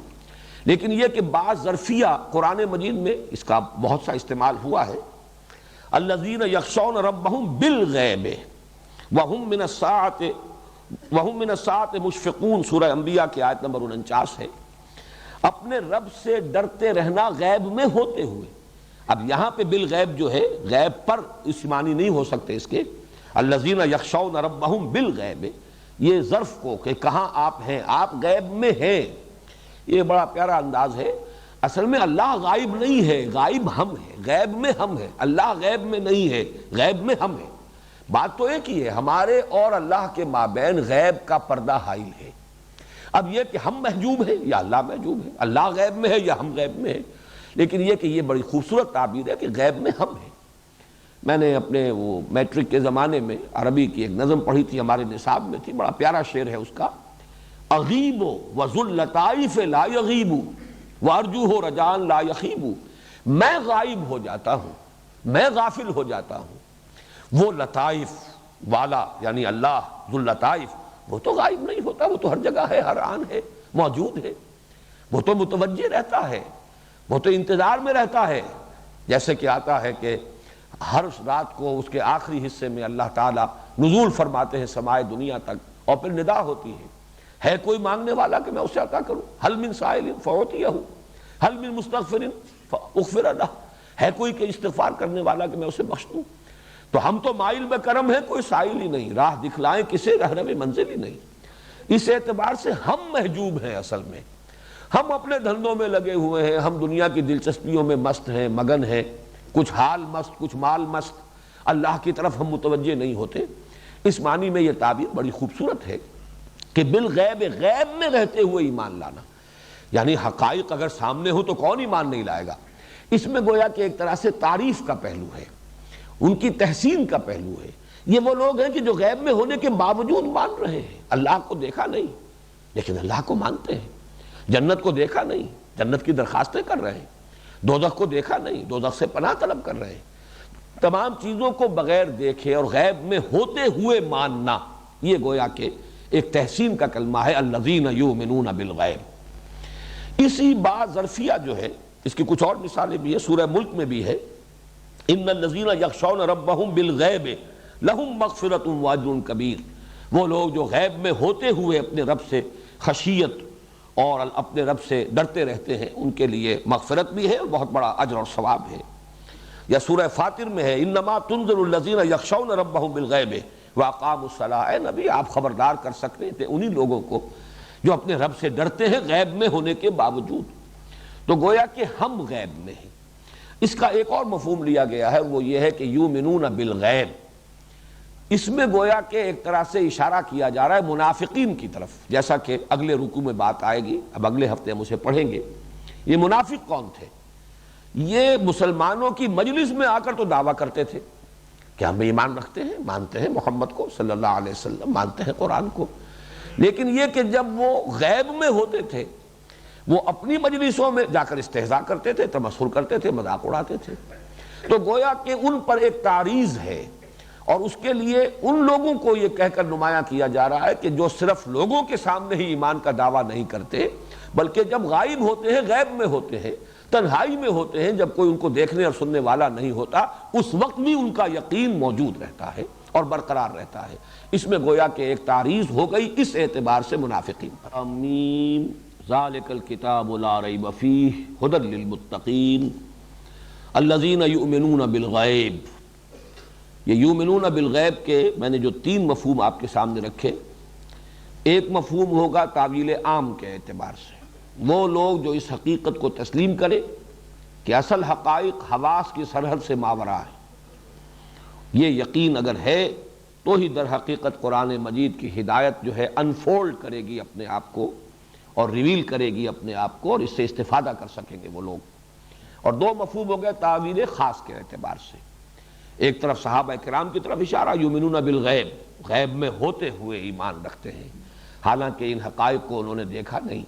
لیکن ان کا یقین دیکھی جانے والی چیزوں سے بھی بڑھ کر ہے۔ اور ایک اعتبار سے تعریض ہو گئی منافقین پر کہ جو کہتے تو ہیں مجلس میں آ کر لوگوں کے سامنے اہل ایمان سے کہتے ہیں، وَإِذَا لَقُوا الَّذِينَ آمَنُوا قَالُوا آمَنَّا وَإِذَا خَلَوْا إِلَىٰ شَيَاطِينِهِمْ قَالُوا إِنَّا مَعَكُمْ إِنَّمَا نَحْنُ مُسْتَهْزِئُونَ۔ اس اعتبار سے یہ گویا کہ ایک تعریض کا انداز ہوگا۔ وَيُقِيمُونَ الصَّلَاةَ، اور قائم کرتے ہیں نماز۔ اب ان میں سے ہر لفظ کے اگر اصطلاحی اور لغوی بحث ہم نے کی تو پھر ہم آگے نہیں بڑھ سکیں گے، یہ اصطلاحات ہیں۔ نماز، صلاۃ، اس کا مفہوم پہلے میں عرض کر چکا ہوں کہ اصل میں تو توجہ، عنایت کسی کی طرف یا کسی کی طرف التفات، اقدام اس کی طرف، دعا، مناجات، یہ تمام اس لفظ کے کا اصل مفہوم ہے۔ اقامت، اقامہ یقیمو، کسی چیز کو کھڑا کرنا، سیدھا کرنا، قائم کرنا، مراد کیا ہے؟ نماز کا پورا ایک نظام۔ یہ صرف ایسے ہی نہیں کہ آف اینڈ آن، جب چاہا جی چاہا تو کبھی مناجات کر لی، نہیں جی چاہا تو نہ کی، بلکہ یہ کہ اسے ایک مستقل اپنی زندگی کے معمولات کے اندر ایک مستقل پروگرام کی حیثیت سے اس کو شامل کرنا اور اس کا التزام، بلکہ جیسا کہ میں اس کو تعبیر کیا کرتا ہوں کہ ایسی کیفیت ہو جائے کہ انسان کے معمولات جو ہیں 24 گھنٹے کے، ان میں نماز گویا کہ کھوٹے کے مانند ہو کہ ساری چیزیں اس کے گرد گھوم رہی ہوں اور اسی سے بندھی ہوئی ہوں۔ کبھی کوئی اپائنٹمنٹ ہے، کوئی پروگرام ہے، کہیں کوئی اور کسی طرح کا معاملہ ہے، تو اس سب کو انسان اپنے پلاننگ کے اندر نماز کے حوالے سے اس کے لیے نظام العمل اور نظام الاوقات بنائے۔ یہ زندگی کے اندر نماز جو ہے بالکل ایک عمود اور کھوٹے کے مانند ہو جائے۔ تو الذین ویقیمون الصلاۃ، وہ قائم کرتے ہیں نماز کو۔ اس میں بھی نوٹ کیجئے دونوں امکانات ہیں، تعویل عام، اس لیے کہ تعویل عام کے اعتبار سے جب بار بار میں حوالہ دے رہا ہوں حضرت لقمان کا، ان کی نصائح میں بھی موجود ہے، یا بنی اقیم الصلاۃ وامر بالمعروف ونہی عن المنکر، اے میرے بچے نماز قائم کر۔ اب ظاہر بات ہے وہ نماز وہ نہیں تھی جو ہمیں محمد عربی صلی اللہ علیہ وسلم کے ذریعے سے ملی۔ یہ نماز کا نظام، یہ مناجات، یہ دعا، اس کا یہ جزو اعظم سورہ فاتحہ جو ہم پڑھ چکے ہیں، یہ تو قرآن مجید میں نازل ہوئی ہے۔ وہ حدیث میں آپ کو سنا چکا ہوں حضرت ابی بن کعب کے حوالے سے کہ حضور نے فرمایا کہ ایسی صورت تو نہ تورات میں نازل ہوئی، نہ انجیل میں نازل ہوئی، نہ زبور میں نازل ہوئی، نہ ہی خود قرآن میں اس کی کوئی نظیر موجود ہے۔ اور یہ جزو اعظم ہے، الصلاۃ یہی ہے، قسمت الصلاۃ بینی و بین عبدی نصفین۔ تو ظاہر بات ہے یہ نماز کا نظام، یہ اس کے 5 وقتہ نماز، اس کے اوقات، اس کا پورا قواعد اور قوانین کا سلسلہ، اس کے قواعد و ضوابط، یہ نماز کا نظام ہے جو محمد عربی صلی اللہ علیہ وسلم نے امت کو دیا۔ صلو کما رأیتمونی اصلی کے حکم کے ساتھ نماز پڑھو جیسے کہ مجھے دیکھتے ہو کہ میں نماز پڑھتا ہوں۔ لیکن اصلاً صلاۃ کیا ہے؟ وہی سلیم الفطرت سلیم العقل انسان جب وہ پہچان لیتا ہے کوئی ہستی ہے، خالق، مالک، رب، اور اس کی طرف لوٹ کر بھی جانا ہے، اس کی طرف سے جزا یا سزا ہو کر رہے گی، تو پھر اس سے ایک تعلق، اس سے اپنا ایک ذہنی رابطہ قائم رکھنے کے لیے کوئی نہ کوئی مناجات کا نظام، جس سے کہ وہ انسان اس دنیا کی اپنی مشغولیتوں میں، معمولات میں گم ہو کر رہ جاتا ہے، بھول جاتا ہے۔ وہ جو اقبال کا شعر ہے کہ کافر کی یہ پہچان کے آفاق میں گم ہے اور مومن کی یہ پہچان کے گم اس میں ہے آفاق۔ انسان جب اپنے معمولات میں، حوائج میں، زندگی کی ضروریات میں، مشغولیات میں مصروف ہو جاتا ہے، بھول جاتا ہے رب سے، وہ ذہنی رابطہ جو ہے وہ منقطع ہونے کو قریب آ جاتا ہے۔ تو اس کو تازہ کرنے کی ضرورت ہے، پھر اس کو اثر نو جو ہے اجاگر کیا جائے، اس کے اپنے قلب کے اندر اس کے ادراک اور شعور کو زندہ کیا جائے، جس کے لیے وہ حفیظ جالندری کا شعر جو ہے مجھے بہت پسند ہے کہ سرکشی نے کر دیے دھندلے نقوش بندگی، آؤ سجدے میں گرے لوح جبی تازہ کرے۔ یہ نماز در حقیقت ایک طریقے سے وہ کووننٹ جو ہے، جو میثاق ہے، اس کو اثر نو تازہ کرنا، رینیو کرنا۔ یہ گویا کہ دن میں 5 مرتبہ ہم اپنے اس میثاق کو، قول و قرار کو، معاہدے کو، کووننٹ جو ہے اللہ کے ساتھ، انہیں ہم رینیو کرتے ہیں، تازہ کرتے ہیں۔ تو الذین یقیمون الصلاۃ، اب اس میں تعویل خاص جو ہے وہ ظاہر بات ہے، حضور صلی اللہ علیہ وسلم نے امت کو یہ نظام پہلے ہی دے دیا تھا۔ صلاۃ 5 گانہ کا نظام مکی دور میں آ چکا، اس لیے کہ یہ پورا نظام جو ہے یہ شب معراج میں یہ پورا نظام ایک یعنی تفصیل کے ساتھ حضور صلی اللہ علیہ وسلم کو عطا کیا گیا، اور اس کے بعد سے اقامت صلاۃ جو ہے وہ مکی دور سے شروع ہو چکی ہے۔ تو گویا کہ یہ موجود ہے، وَيُقِيمُونَ الصَّلَاةَ وَمِمَّا رَزَقْنَاهُمْ يُنْفِقُونَ، اور جو کچھ ہم نے انہیں دیا ہے اس میں سے خرچ کرتے ہیں۔ نفقہ ینفقو کے معنی ہے خرچ ہو جانا، ختم ہو جانا۔ نفقت الدراہم، پیسے ختم ہو گئے، رقم خرچ ہو چکی۔ اور انفاق باب افعال سے خرچ کرنا، کھپانا، لگانا، یہ ہے انفاق، لگا دینا، خرچ کر دینا، صرف کر دینا۔ اب ظاہر بات ہے کہ خرچ تو انسان کرتا ہی ہے۔ ایک تو یہ کہ خسیس لوگ، بخیل لوگ جو سینت کر رکھتے ہیں، گویا کہ ان کو بھی ایکسکلوڈ کر دیجئے یہاں، کہ یہاں اللہ مما رزقناہم ینفقون سے وہ لوگ نکل گئے، بلکہ خرچ کرنا۔ اور خرچ کرنے میں بھی ایک ہے اپنی عیش پر خرچ کرنا، اپنی عیاشی پر، اپنے اسراف میں خرچ کرنا، تبذیر میں خرچ کرنا، اپنی ہی ضروریات پر خرچ کرنا جو ہر انسان کرتا ہے۔ یہ چیزیں بھی یہاں سے خارج ہو جائیں گی، اس لیے کہ یہاں تو ایک مدح کے یعنی مقام پر ذکر ہو رہا ہے۔ تو مراد ہے، اگرچہ یہاں پہ الفاظ موجود نہیں ہے، فی سبیل اللہ یا مرضات اللہ کے لیے، اللہ کی رضا جوئی کے لیے خرچ کرنا، مراد یہ ہے۔ وَمِمَّا رَزَقْنَاهُمْ يُنْفِقُونَ، جو کچھ ہم نے انہیں دیا ہے اس میں سے خرچ کرتے ہیں اللہ کی رضا کے لیے۔ ویسے یہ کہ قرآن مجید میں اللہ کی رضا کے لیے خرچ کرنے کے لیے لفظ زکوٰۃ بھی ہے، صدقات بھی ہے، انفاق بھی ہے، ایتاء مال بھی ہے۔ اس میں سب سے جامع اصطلاح جو ہے انفاق ہے، اور اس سورہ مبارکہ میں خاص طور پر انفاق کے موضوع پر آگے چل کر پورے 2 رکوع آئیں گے بہت ہی شرح و بسط کے ساتھ۔ یہ جو ہے اصطلاح پوری طرح پر اجاگر ہو کر نکھر کر سامنے آئے گی، اور اس میں زیادہ پہلو ہوتا ہے دین کے لیے خرچ کرنا، جس میں سے جیسے کہ مثال ہمارے سامنے حضرت ابو بکر صدیق کی ہے رضی اللہ تعالی عنہ۔ وہ خاصے بڑے سرمایہ دار تھے، تاجر تھے، سرمایہ ان کے پاس تھا، لیکن یہ کہ انہوں نے اپنا سارا سرمایہ خرچ کر دیا، لگا دیا حضور صلی اللہ علیہ وسلم کے مشن پر، اور خاص طور پر یہ کہ غلاموں کے طبقات میں سے جو لوگ ایمان لائے تھے ان کو خرید کر بڑی بھاری رقمیں دے کر، جو ان کے آقا تھے منہ مانگے دام انہیں دے کر انہیں خریدا اور آزاد کیا، جن میں حضرت بلال رضی اللہ تعالیٰ عنہ سر فہرست تھے۔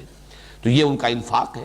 تو گویا کہ یہ پھر ایک علامت، ایک وصف، ان کی ایک خاص نمایاں خصوصیت، یہ تعویل خاص، اور تعویل عام میں گویا کہ یہاں پر وہ بخیل لوگ نکل جائیں گے، اور وہ لوگ کہ جو تبذیر پر یا صرف اسراف پر پیسہ لٹاتے ہوں اور صرف اپنے ہی لیے،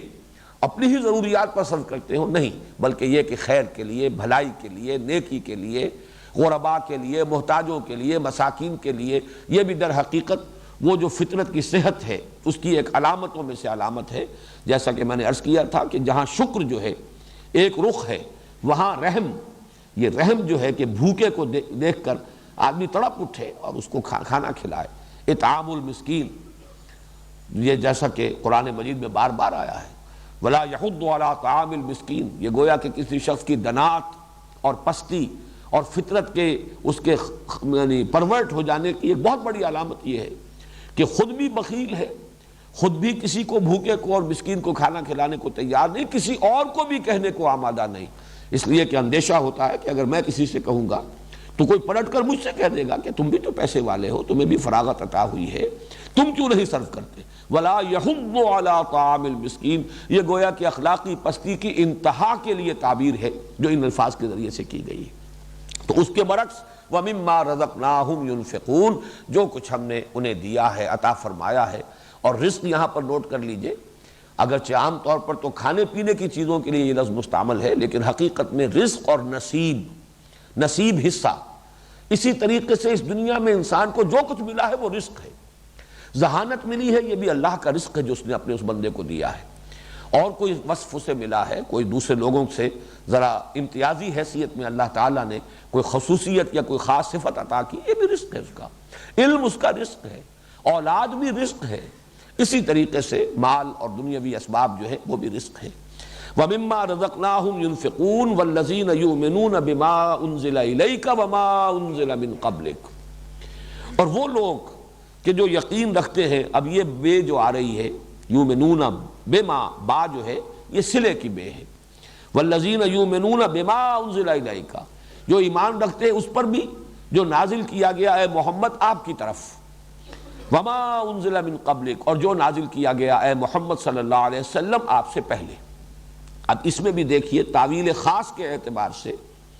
اس میں ایک تعریض ہے۔ تعریض کیا ہے کہ یہود صرف اپنے اوپر جو چیزیں نازل ہوئی، تورات یا اور جو صحیفے ہیں مختلف انبیاء کے، اس لیے کہ اولڈ ٹیسٹمنٹ جسے کہا جاتا ہے اس میں بھی صرف تورات نہیں ہے، بلکہ جس شکل میں بھی ہے تحریف شدہ صورت میں بھی، اس میں پہلی 5 کتابیں ہیں وہ تورات، لیکن یہ کہ اس کے بعد جو ہے بہت سے انبیاء کے صحیفے ہیں، یہ گویا کہ ما انزل من قبلک۔ باقی یہودی تو چونکہ انجیل کو بھی نہیں مانتے، اس اعتبار سے وہ بھی اس سے خارج ہو جائے گا، لیکن یہ کہ نصارہ مدینے میں موجود نہیں تھے، یہ تعویل خاص کے اعتبار سے وہ لوگ جو مدینے میں تھے، اور ان کا معاملہ یہ ہے کہ وہ یہ کہتے تھے کہ ہم اور کسی کو ماننے کے لیے تیار نہیں ہیں، بس ہمارے پاس جو کتاب ہے، جو بھی ہمارے پاس اللہ کی طرف سے وحی آئی ہے وقتاً فوقتاً، ہم اس کو مانتے ہیں۔ تو تعریض ہے ان کے، گویا کہ ان کے اوپر ایک تنقید کی جا رہی ہے، اور اس کے مقابلے میں اشارہ کیا جا رہا ہے محمد الرسول اللہ صلی اللہ علیہ وسلم پر ایمان لانے والوں پر کی جانب، کہ ان میں وہ وسعت قلب ہے، وہ وسعت نظر ہے، وہ کہیں کسی یوں نہ سمجھیے کہ تنگ نظری میں وہ مبتلا ہے، بلکہ ان کو حق کے وہ جویا ہیں، حق جہاں بھی ہے اس کو مانتے ہیں۔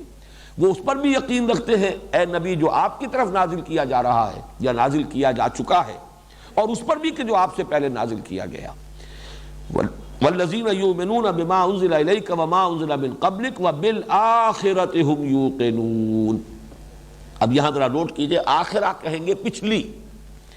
آخر اس کا یہ مؤنث آخرہ، کوئی پچھلی چیز، یہ ایک وصف ہے، ایک صفت ہے، لیکن اس سے پہلے گویا کہ محذوف مانا جائے گا۔ الحیات الآخرہ، پچھلی زندگی، یا الدار الآخرہ، پچھلا گھر، پچھلا عالم، یعنی عالم آخرہ، یا یہ کہ نشأۃ الآخرہ، پچھلا اٹھایا جانا، ایک نشأۃ اولا ہے، ہم اس دنیا میں جو پیدا ہوئے ہیں، پروان چڑھے ہیں، بڑھے ہیں، یہ ایک نشأۃ الاولا ہے۔ وَلَقَدْ عَلِمْتُمُ النَّشْأَةَ الْأُولَىٰ، تمہارے علم میں ہے اللہ نے پہلی مرتبہ جو تمہیں اٹھایا، تو آخر دوبارہ اٹھانا اس کے لیے کیسے ناممکن ہو جائے گا، تو نشأۃ آخرہ۔ تو گویا کہ کوئی نہ کوئی لفظ یہاں پر محذوف ماننا پڑے گا۔ ویسے پھر قرآن مجید میں یہ لفظ بغیر کسی بھی موصوف کے اس کثرت کے ساتھ آیا ہے۔ الآخرہ سے مراد ہے اخروی زندگی، الحیات الآخرۃ، وہ جو پچھلی زندگی ہے، الدار الآخرۃ والدار الآخرۃ خیر وابقیٰ، کہیں کہیں موصوف کو نمایاں کر دیا گیا، لیکن اکثر و بیشتر محض آخرہ، یؤمنون بالآخرہ، تو اس سے مراد ہے بالحیات الآخرہ یا بالدار الآخرہ، پچھلے گھر پر یا پچھلی زندگی پر، عالم آخرہ پر ان کا یقین۔ یہاں یہ نوٹ کیجئے کہ ایمان اب تک لفظ چلا آ رہا تھا یؤمنون بالغیب، والذین یؤمنون بما انزل الیک وما انزل من قبلک، یہاں لفظ اس سے آگے ہے، ایقان، یقین، موقنون، یوقنون، آخرت پر وہ یقین رکھتے ہیں۔ گویا کہ عمل کے اعتبار سے اہم ترین جو ہے وہ ایمان بالآخرہ ہے۔ یہ اگر یقین ہوگا آخرت کا تو انسان کا عمل درست ہوگا۔ یہ میں نے یہ چیزیں بھی حقیقت ایمان کے مباحث میں بڑی تفصیل سے عرض کی ہیں کہ اگرچہ نظری، علمی، اصولی اعتبار سے اصل ایمان ہے ایمان باللہ، باقی دونوں ایمان جو ہے، ایمان بالرسالت، یہ بھی اللہ تعالیٰ کی صفت ہدایت پر ایمان کی توسیع ہے، ایکسٹینشن ہے۔ اسی طریقے سے آخرت، یہ اللہ تعالیٰ کے جزا و سزا کا یقین ہے، اللہ تعالیٰ کی صفت عدل کا ظہور ہے آخرت۔ اس اعتبار سے بقیہ دونوں ایمانیات جو ہیں وہ گویا کہ فروع ہیں، یہ گویا کہ شاخیں ہیں ایمان باللہ کی۔ قانونی اعتبار سے اہم ترین ایمان، یہ آگے چل کر دوسرے رکوع میں یہ بات واضح ہوگی کہ جہاں پر کہ در حقیقت پانی مرتا تھا منافقوں اور یہودیوں کے ضمن میں، وہ یہ ہے کہ وہ حضور کو ماننے کو تیار نہیں تھے، آخرت کو ماننے کا اقرار کرتے تھے اور اللہ کو ماننے کا اقرار کرتے تھے۔ وَمِنَ النَّاسِ مَن يَقُولُ آمَنَّا بِاللَّهِ وَبِالْيَوْمِ الْآخِرِ وَمَا هُم بِمُؤْمِنِينَ، گویا کہ وہاں نفی جو تھی یا کمی جو تھی وہ ایمان بالرسول کی تھی، اور قانونی اعتبار سے اہم ترین ایمان ایمان بالرسول ہے۔ رسول کو مانیں گے تبھی آپ کو معلوم ہوگا کہ اللہ کو کن اسماء و صفات کے حوالے سے ماننا ہے۔ آمنت باللہ کما ہوا باسمائہ و صفاتہ۔ اسی طریقے سے آخرت کو جب رسول کو مانیں گے تو معلوم ہوگا کہ اس کی تفاصیل کیا ہے، بعث بعد الموت ہے، حساب کتاب ہے، جزا سزا ہے، وزن اعمال ہے، جنت ہے، دوزخ ہے۔ گویا کہ قانونی اعتبار سے کوئی شخص موحد اعظم ہو اور وہ رسول کو نہیں مانتا وہ کافر شمار ہوگا۔ کوئی شخص کتنا ہی آخرت کو مانتا ہو رسول کو نہیں مانتا وہ کافر قرار پائے گا۔ تو قانونی اعتبار سے اصل ایمان بالرسول، اور عملی اعتبار سے انسان کے اپنے عمل اور اخلاق کے درستی کے اعتبار سے اہم ترین ایمان بالآخرہ۔ اگر جزا و سزا کا یقین ہے، بعث بعد الموت کا یقین ہے کہ مرنے کے بعد جی اٹھنا ہے، اور ہر عمل کی جواب دہی کرنی ہوگی، اور ہر عمل جو ہے وہ وزن کے اندر آئے گا، تول میں آئے گا، جیسے کہ سورہ کہف میں فرمایا گیا ہے کہ جب وہ اعمال نامہ لا کر رکھ دیا جائے گا، وَوُضِعَ الْكِتَابُ فَتَرَى الْمُجْرِمِينَ مُشْفِقِينَ مِمَّا فِيهِ وَيَقُولُونَ يَا وَيْلَتَنَا مَا لِهَذَا الْكِتَابِ لَا يُغَادِرُ صَغِيرَةً وَلَا كَبِيرَةً إِلَّا أَحْصَاهَا، اس نے تو کوئی چھوٹی چیز میں نہیں چھوڑی، تمام اعمال کا اس نے احاطہ اور احصاء کیا ہوا ہے۔ اگر یہ یقین ہے تو پھر آدمی تیر کی طرح سیدھا ہو جائے گا، پھر اس کا ہر عمل جو ہے صحیح ہوگا۔ وہ زبان سے ایک لفظ نکالنے سے پہلے بھی تولے گا کہ مجھے یہ لفظ کہنے کا حق ہے یا نہیں، اور اگر یہ یقین نہیں ہے تو پھر لاپرواہی ہے، لاؤبالیانہ انداز ہوگا، جو چاہے گا کہے گا، جو چاہے گا کرے گا۔ تو بالآخرۃ ہم یوقنون، یؤمنون کی بجائے ایمان سے ایک جو اور کیفیت جو ایمان کی اس کی گہرائی جو ہے، یقین کی کیفیت، ایک ایمان جو ہے ایمان باللسان بھی ہے، ایک ایمان جو ہے وہ زبانی اظہار ہے، اور ایک ایمان جو حقیقی ایمان ہے وہ ہے یقین بالقلب، یقین قلبی، یقین پیدا کرے ناداں یقین سے ہاتھ آتی ہے، وہ درویشی کے جس کے سامنے جھکتی ہے فغفوری۔ تو یہاں آخرت کے ساتھ یہ لفظ یقین آیا ہے، وَبِالْآخِرَةِ هُمْ يُوقِنُونَ، آخرت پر تو، اور اس میں جو آپ نے دیکھا ہے اصل میں تو وَهُمْ يُوقِنُونَ بِالْآخِرَةِ، اگر اس کو پیرافریز کیا جائے، اگر جملہ جو ہے جیسے کہ عام کنسٹرکشن ہوتی ہے اس میں تو یہ ہونا چاہیے وَهُمْ يُوقِنُونَ بِالْآخِرَةِ وَبِالْآخِرَةِ هُمْ يُوقِنُونَ۔ اس میں ایک تو یہ کہ ایمفیسس، تاکید، آخرت پر تو گویا کہ ان کا یقین ہے، اور ہم کو یہاں پر لا کر، حالانکہ ہم کی یہاں ضرورت نہیں ہے، وَبِالْآخِرَةِ يُوقِنُونَ، یوقنون جو ہے، جو فعل ہے اس میں فاعل موجود ہے، ضمیر فاعل ہی موجود ہے، لیکن اس کو مزید جو ہے تکرار کے طور پر جو لایا گیا اور پھر اس کو مقدم کیا گیا، وہ اس اعتبار سے کہ اور زیادہ ایمفیسس ہو جائے، آخرت پر تو ان کا یقین ہے، بلکہ اس سے بھی آگے بڑھ کر آخرت پر تو انہی کا یقین ہے، یہ ہم لا کر یہاں پر حصر کا انداز پیدا ہوا، یعنی اس میں بھی تعریض ہو گئی کہ کہنے کو تو کچھ اور لوگ بھی کہتے ہیں کہ آخرت کو ہم مانتے ہیں، جیسے آگے چل کر آ جائے گا یہود کا قول یا منافقین کا قول، لیکن یہ کہ آخرت پر یقین حقیقتاً انہی لوگوں کا ہے جن میں یہ اوصاف موجود ہیں۔ اور اگر آپ لیں گے اس کو تعویل عام تو ظاہر بات ہے کہ آخرت کا بھی یقین یا آخرت کا ایمان یہ اس اجمالی ایمان کا جزو لازم ہے جو ہم سورہ فاتحہ میں دیکھ چکے ہیں کہ جہاں تک رسائی سلیم الفطرت صحیح العقل انسان کی ہو جاتی ہے اس کا ایک جزو لازم یہ بھی ہے، وہ مالک یوم الدین، جزا و سزا کے دن کا مالک۔ اگر یہ نہیں ہوگی تو پھر یہ ایمان باللہ اور یہ حمد اور شکر اور یہ سب نعت، یہ سب جو ہے ہو سکتا ہے ذہنی عیاشی بن کر رہ جائے۔ اصل میں جو چیز انسان کو سیدھا کرنے والی ہے، اس کے عمل کو صحیح اور درست کرنے والی ہے، اس کے اخلاق کو، اس کے معاملات کو، اس کے روش کو، وہ آخرت کا یقین ہے۔ اس کے بعد فرمایا اولئک علی ھدی من ربہم، یہ وہ لوگ ہیں کہ جو اپنے رب کی طرف سے ہدایت پر ہیں۔ یہاں جیسا کہ میں نے عرض کیا تھا وہ تعویل خاص جو ہے بہت نکھر کر آ گئی، گویا کہ اشارہ اولئک، وہ لوگ دیکھو، وہ لوگ ہیں، ابو بکر ہے، عمر ہے، عثمان ہے، طلحہ ہیں، زبیر ہیں، یہ سب لوگ، بلکہ یہ کہ جب حضور تشریف لائے ہیں مدینے میں تو انصار میں سے بھی بہت سے لوگ ایمان لا چکے تھے، 72 تو وہی تھے کہ جنہوں نے بیعت عقبہ ثانیہ میں حصہ لیا ہے اور حضور کو دعوت دی ہے کہ آپ تشریف لائیے، وہ لوگ بھی موجود تھے، سعد بن عبادہ، سعد بن معاذ، ایسے لوگ جو ہیں موجود تھے وہاں۔ تو وہ یہ ہیں وہ لوگ جو اپنے رب کی طرف سے ہدایت پر ہیں۔ گویا کہ ان آیات کا ابتدائی حصہ اگر سامنے رکھیں گے تو وہ تعویل عام کی طرف زیادہ اشارہ کر رہا ہے، قرآن کی ہدایت سے استفادے کی یہ شرائط ہے، اور اس آیات کا اختتام ہو رہا ہے وہ تعویل خاص کی طرف زیادہ اشارہ کر رہا ہے۔ یہ ہیں وہ لوگ، یہ اس شجرہ مبارکہ کے برگ و بار تمہارے سامنے ہیں، درخت کو اگر پھل سے پہچانتے ہو تو ان کو دیکھ لو، ان کے یہ نمایاں اوصاف ہیں، ان کی زندگی جو ہے، ان کے معمولات جو ہیں وہ نماز کے گرد گھوم رہے ہیں، نماز ہی مرکز و محور بن چکی ان کی زندگی میں، ان کا آخرت پر یقین ان کی زندگیوں کے اندر مشاہدہ کر لو،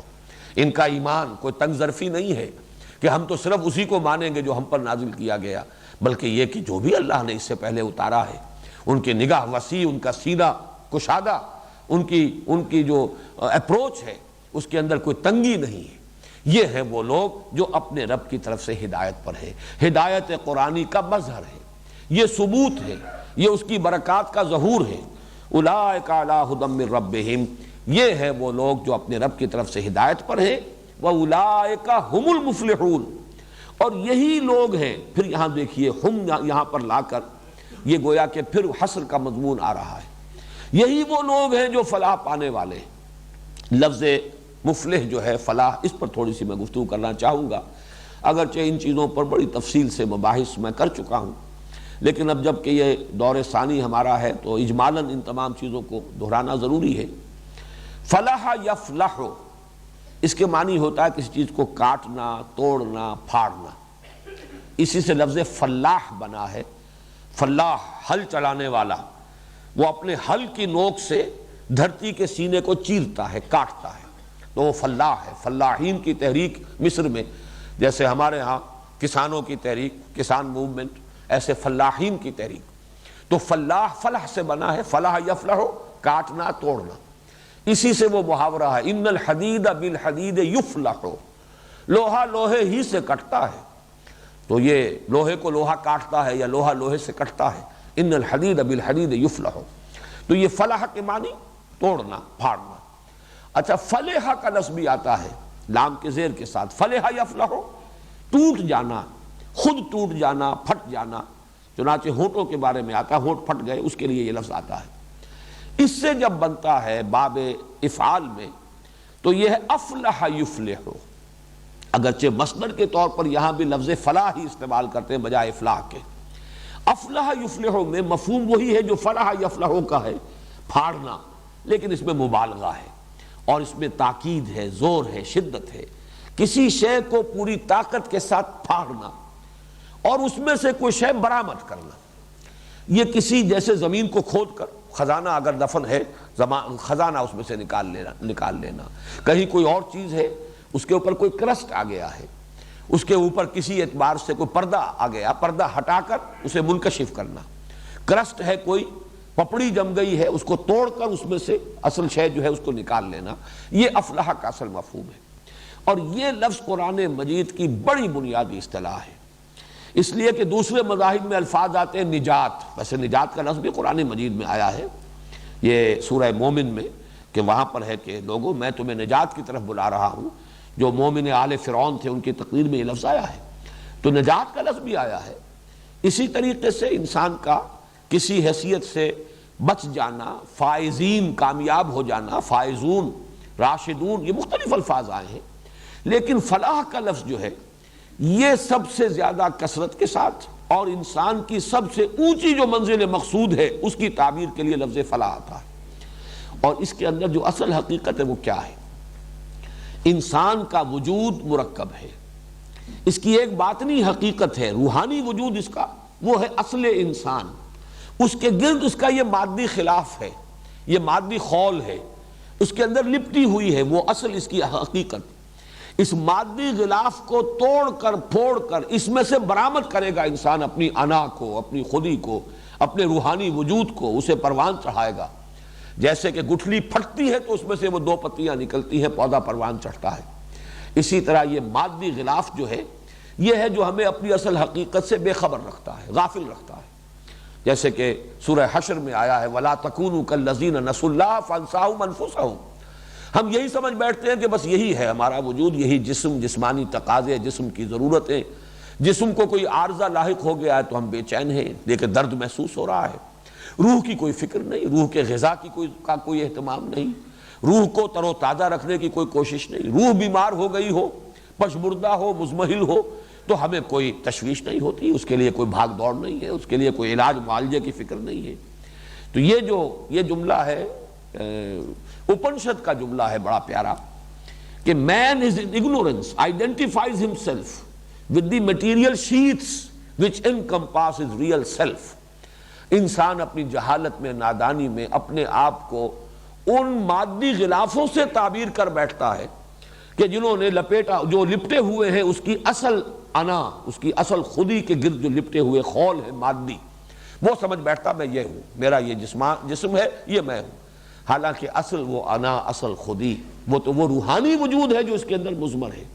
اس کو پروان چڑھانا۔ تو ظاہر بات ہے یہ ریاضتیں، مشقتیں جو مختلف لوگ کرتے رہے، تپسیائیں، یہ کس لیے تھی؟ اپنے اس مادی خول کو توڑ کر اپنے اس روحانی وجود کو برآمد کرنا۔ قرآن مجید نے بھی ہمیں اس کے لیے وہ مشقت اور ریاضت دی ہے، اسی میں سے ایک شکل نماز ہے۔ نماز ظاہر بات ہے کہ ایک ریاضت ہے، ایک مشقت ہے، دنیاوی دلچسپیوں کو توڑ کر آپ اپنا وقت نکال کر اور اللہ تعالیٰ سے لو لگاتے ہیں، اللہ سے اپنے اس کووننٹ کو تازہ کرتے ہیں۔ اسی طریقے سے روزہ ہے، روزہ بھی وہ مادی وجود کے تقاضوں کو روکنا، ان کو دبانا، ان کو سپریس کرنا، یہ تاکہ وہ جو اصل روحانی وجود ہے وہ تقویت پائے۔ اسی طریقے سے انفاق ہے، زکوٰۃ ہے کہ مال کی محبت سے اپنے آپ کو، یہ بھی ایک خول ہے جو روک لیتا ہے انسان کو، مال کی محبت کا خول، اس کو توڑنے کے لیے۔ پھر یہ جہاد ہے، اللہ کی راہ میں اپنا جان، اپنی مال صرف لگانا ہے، خرچ کرنا ہے۔ یہ تمام یہ ریاضتیں ہیں در حقیقت کہ جس کے ذریعے سے وہ اصل میں خودی کی نشو و نما مطلوب ہے۔ آج کل وہ حکمت قرآن میں جو ڈاکٹر رفیع الدین مرحوم کی کتاب چھپ رہی ہے حکمت اقبال، اس میں یہ خودی کا تصور، اگرچہ ظاہر بات ہے کہ کسی بھی مصنف کی ہر بات سے انسان اتفاق نہیں کر سکتا، لیکن یہ کہ یہ خودی ہی اصل حقیقت ہے انسان کی۔ علامہ اقبال کا یہ فلسفہ، ویسے تو یہ خودی کا لفظ تیستا بن گیا، لیکن یہ کہ میں سمجھتا ہوں کہ ڈاکٹر رفیع الدین صاحب نے جس طرح اسے سمجھا ہے اور سمجھایا ہے، شاید کوئی اور بھی چاہے کتنا ہی وہ نام لیوا رہا ہو علامہ اقبال کا، اس نے اس طور سے نہ سمجھا ہے نہ سمجھایا ہے۔ وہ یہی ہے کہ ہماری اصل حقیقت یہ ہمارا مادی وجود نہیں بلکہ وہ ہماری خودی ہے۔ یہ خودی جسے ہم کہہ رہے ہیں فارسی کا لفظ ہے، عربی میں ہم اسے انا کہتے ہیں، ہماری انا، یہ ہماری سیلف، اور اسی لیے وہ سیکریٹس آف دی سیلف، اسرار خودی، علامہ اقبال کی وہ مثنوی ہے۔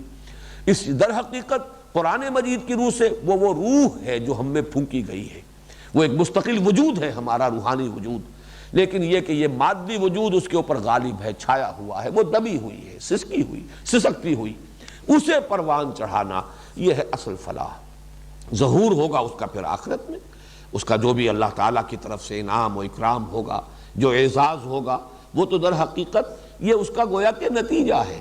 اصل فلاح تو یہاں انسان حاصل کرتا ہے اگر وہ اپنے روحانی تقاضوں کو برآمد کر کے اپنے وجود کے اندر سے اس روحانی وجود کو اور اپنے جسمانی اور مادی تقاضوں کو دبا کر ان کو پروان چڑھاتا، یہ فلاح ہے۔ اولئک علی ھدی من ربہم واولئک ھم المفلحون۔ اب یہ دو آیات جو ہیں اس میں اسی تعویل خاص کا پہلو جو ہے بہت نمایاں ہے۔ تعویل عام کے اعتبار سے بھی اس کا جو مفہوم ہوگا وہ بعد میں بیان کر دوں گا، لیکن اصل اشارہ کیا جا رہا کن لوگوں کی طرف؟ وہ جو مکے کے خاص طور پر سرداران قریش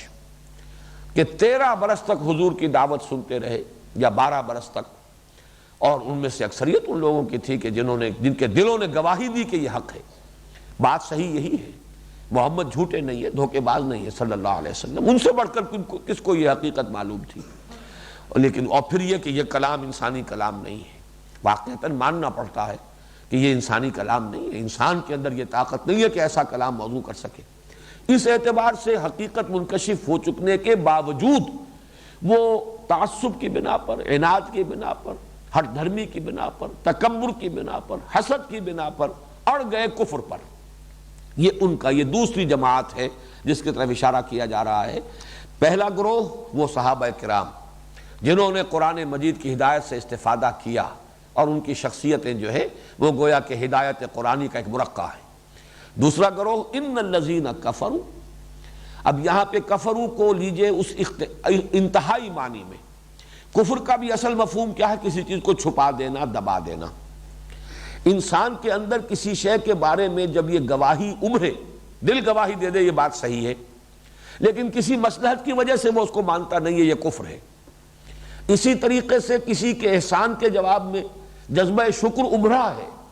لیکن کسی وجہ سے انسان اس کو دباتا ہے، ظاہر نہیں کرتا، زبان سے شکر ادا نہیں کرتا، یہ بھی کفر ہے۔ تو کفر شکر کے مقابلے میں بھی آتا ہے، اس لیے کہ وہ جذبہ جو ہے فطرت انسانی کا، اسے گویا کہ انسان نے دبا دیا، چھپا دیا۔ اور کفر کسی بات کا بھی ہوتا ہے بئی معنی کہ دل نے تو مانا ہے کہ یہ بات صحیح ہے، لیکن میں مان لوں گا تو اس کا مطلب یہ کہ یہ جیت گیا، میں ہار گیا، یہ بازی لے گیا اور میں بازی لوز کر گیا،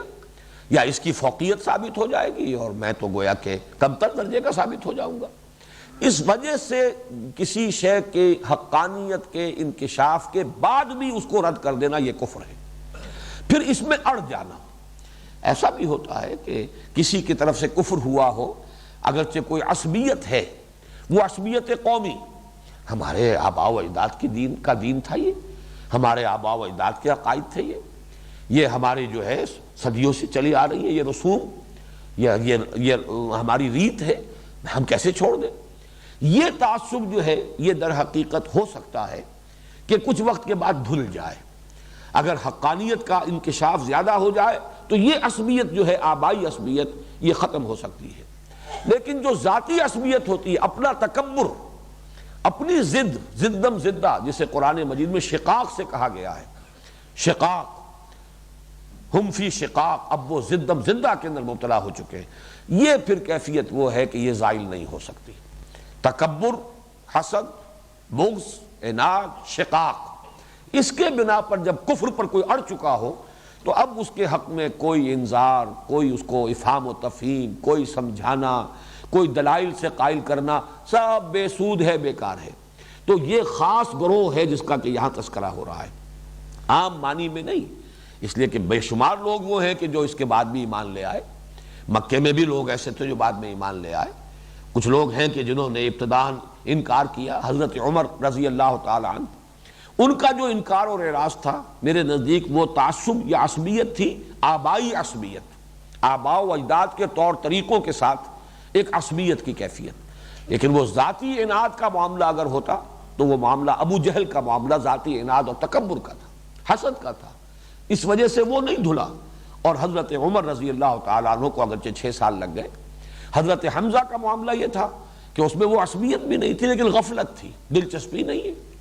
کھیل کود میں، سیر شکار میں نکل گئے ہیں اور ہفتوں صحرا کے اندر، جنگلوں کے اندر، وہاں شکار کے اندر لگا رہے ہیں۔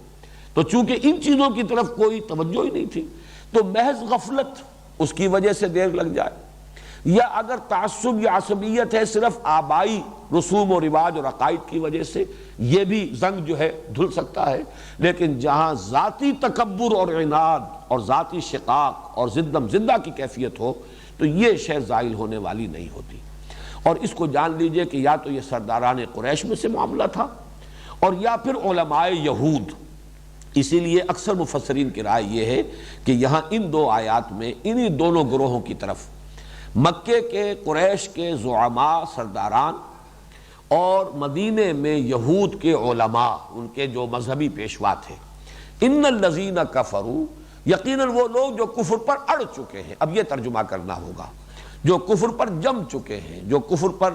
ضد کی بنا پر راسخ ہو گئے ہیں، سواء علیہم انذرتہم ام لم تنذرہم، برابر ہے ان کے لیے، ان کے حق میں، اگرچہ اعلیٰ کا لفظ عام طور پر یہ حرف جار جو ہے یہ مخالفت کے لیے آتا ہے، لیکن حروف جار کے بارے میں یہ اصول جان لیجئے کہ ان میں عدل بدل ہو جاتا ہے، لام کی جگہ اعلیٰ اور اعلیٰ کی جگہ لام، یہ ہو سکتا ہے۔ اس لیے یہاں پہ اگرچہ لفظ اعلیٰ ہے، سواء علیہم، ان پر برابر ہے، یہاں مراد ہے سواء لہم، ان کے حق میں برابر ہے۔ انذرتہم ام لم تنذرہم لا یؤمنون، خواہ آپ انہیں انذار کریں، ڈرائیں، اور انذار کا لفظی ترجمہ اصل میں ڈرانا نہیں ہے بلکہ خبردار کرنا، وارن کرنا، نذیر کے معنی وارنر، خبردار کرنے والا، آگاہ کر دینے والا۔ آگے اگر کوئی گڑھا ہے اور کوئی نابینا شخص جا رہا ہے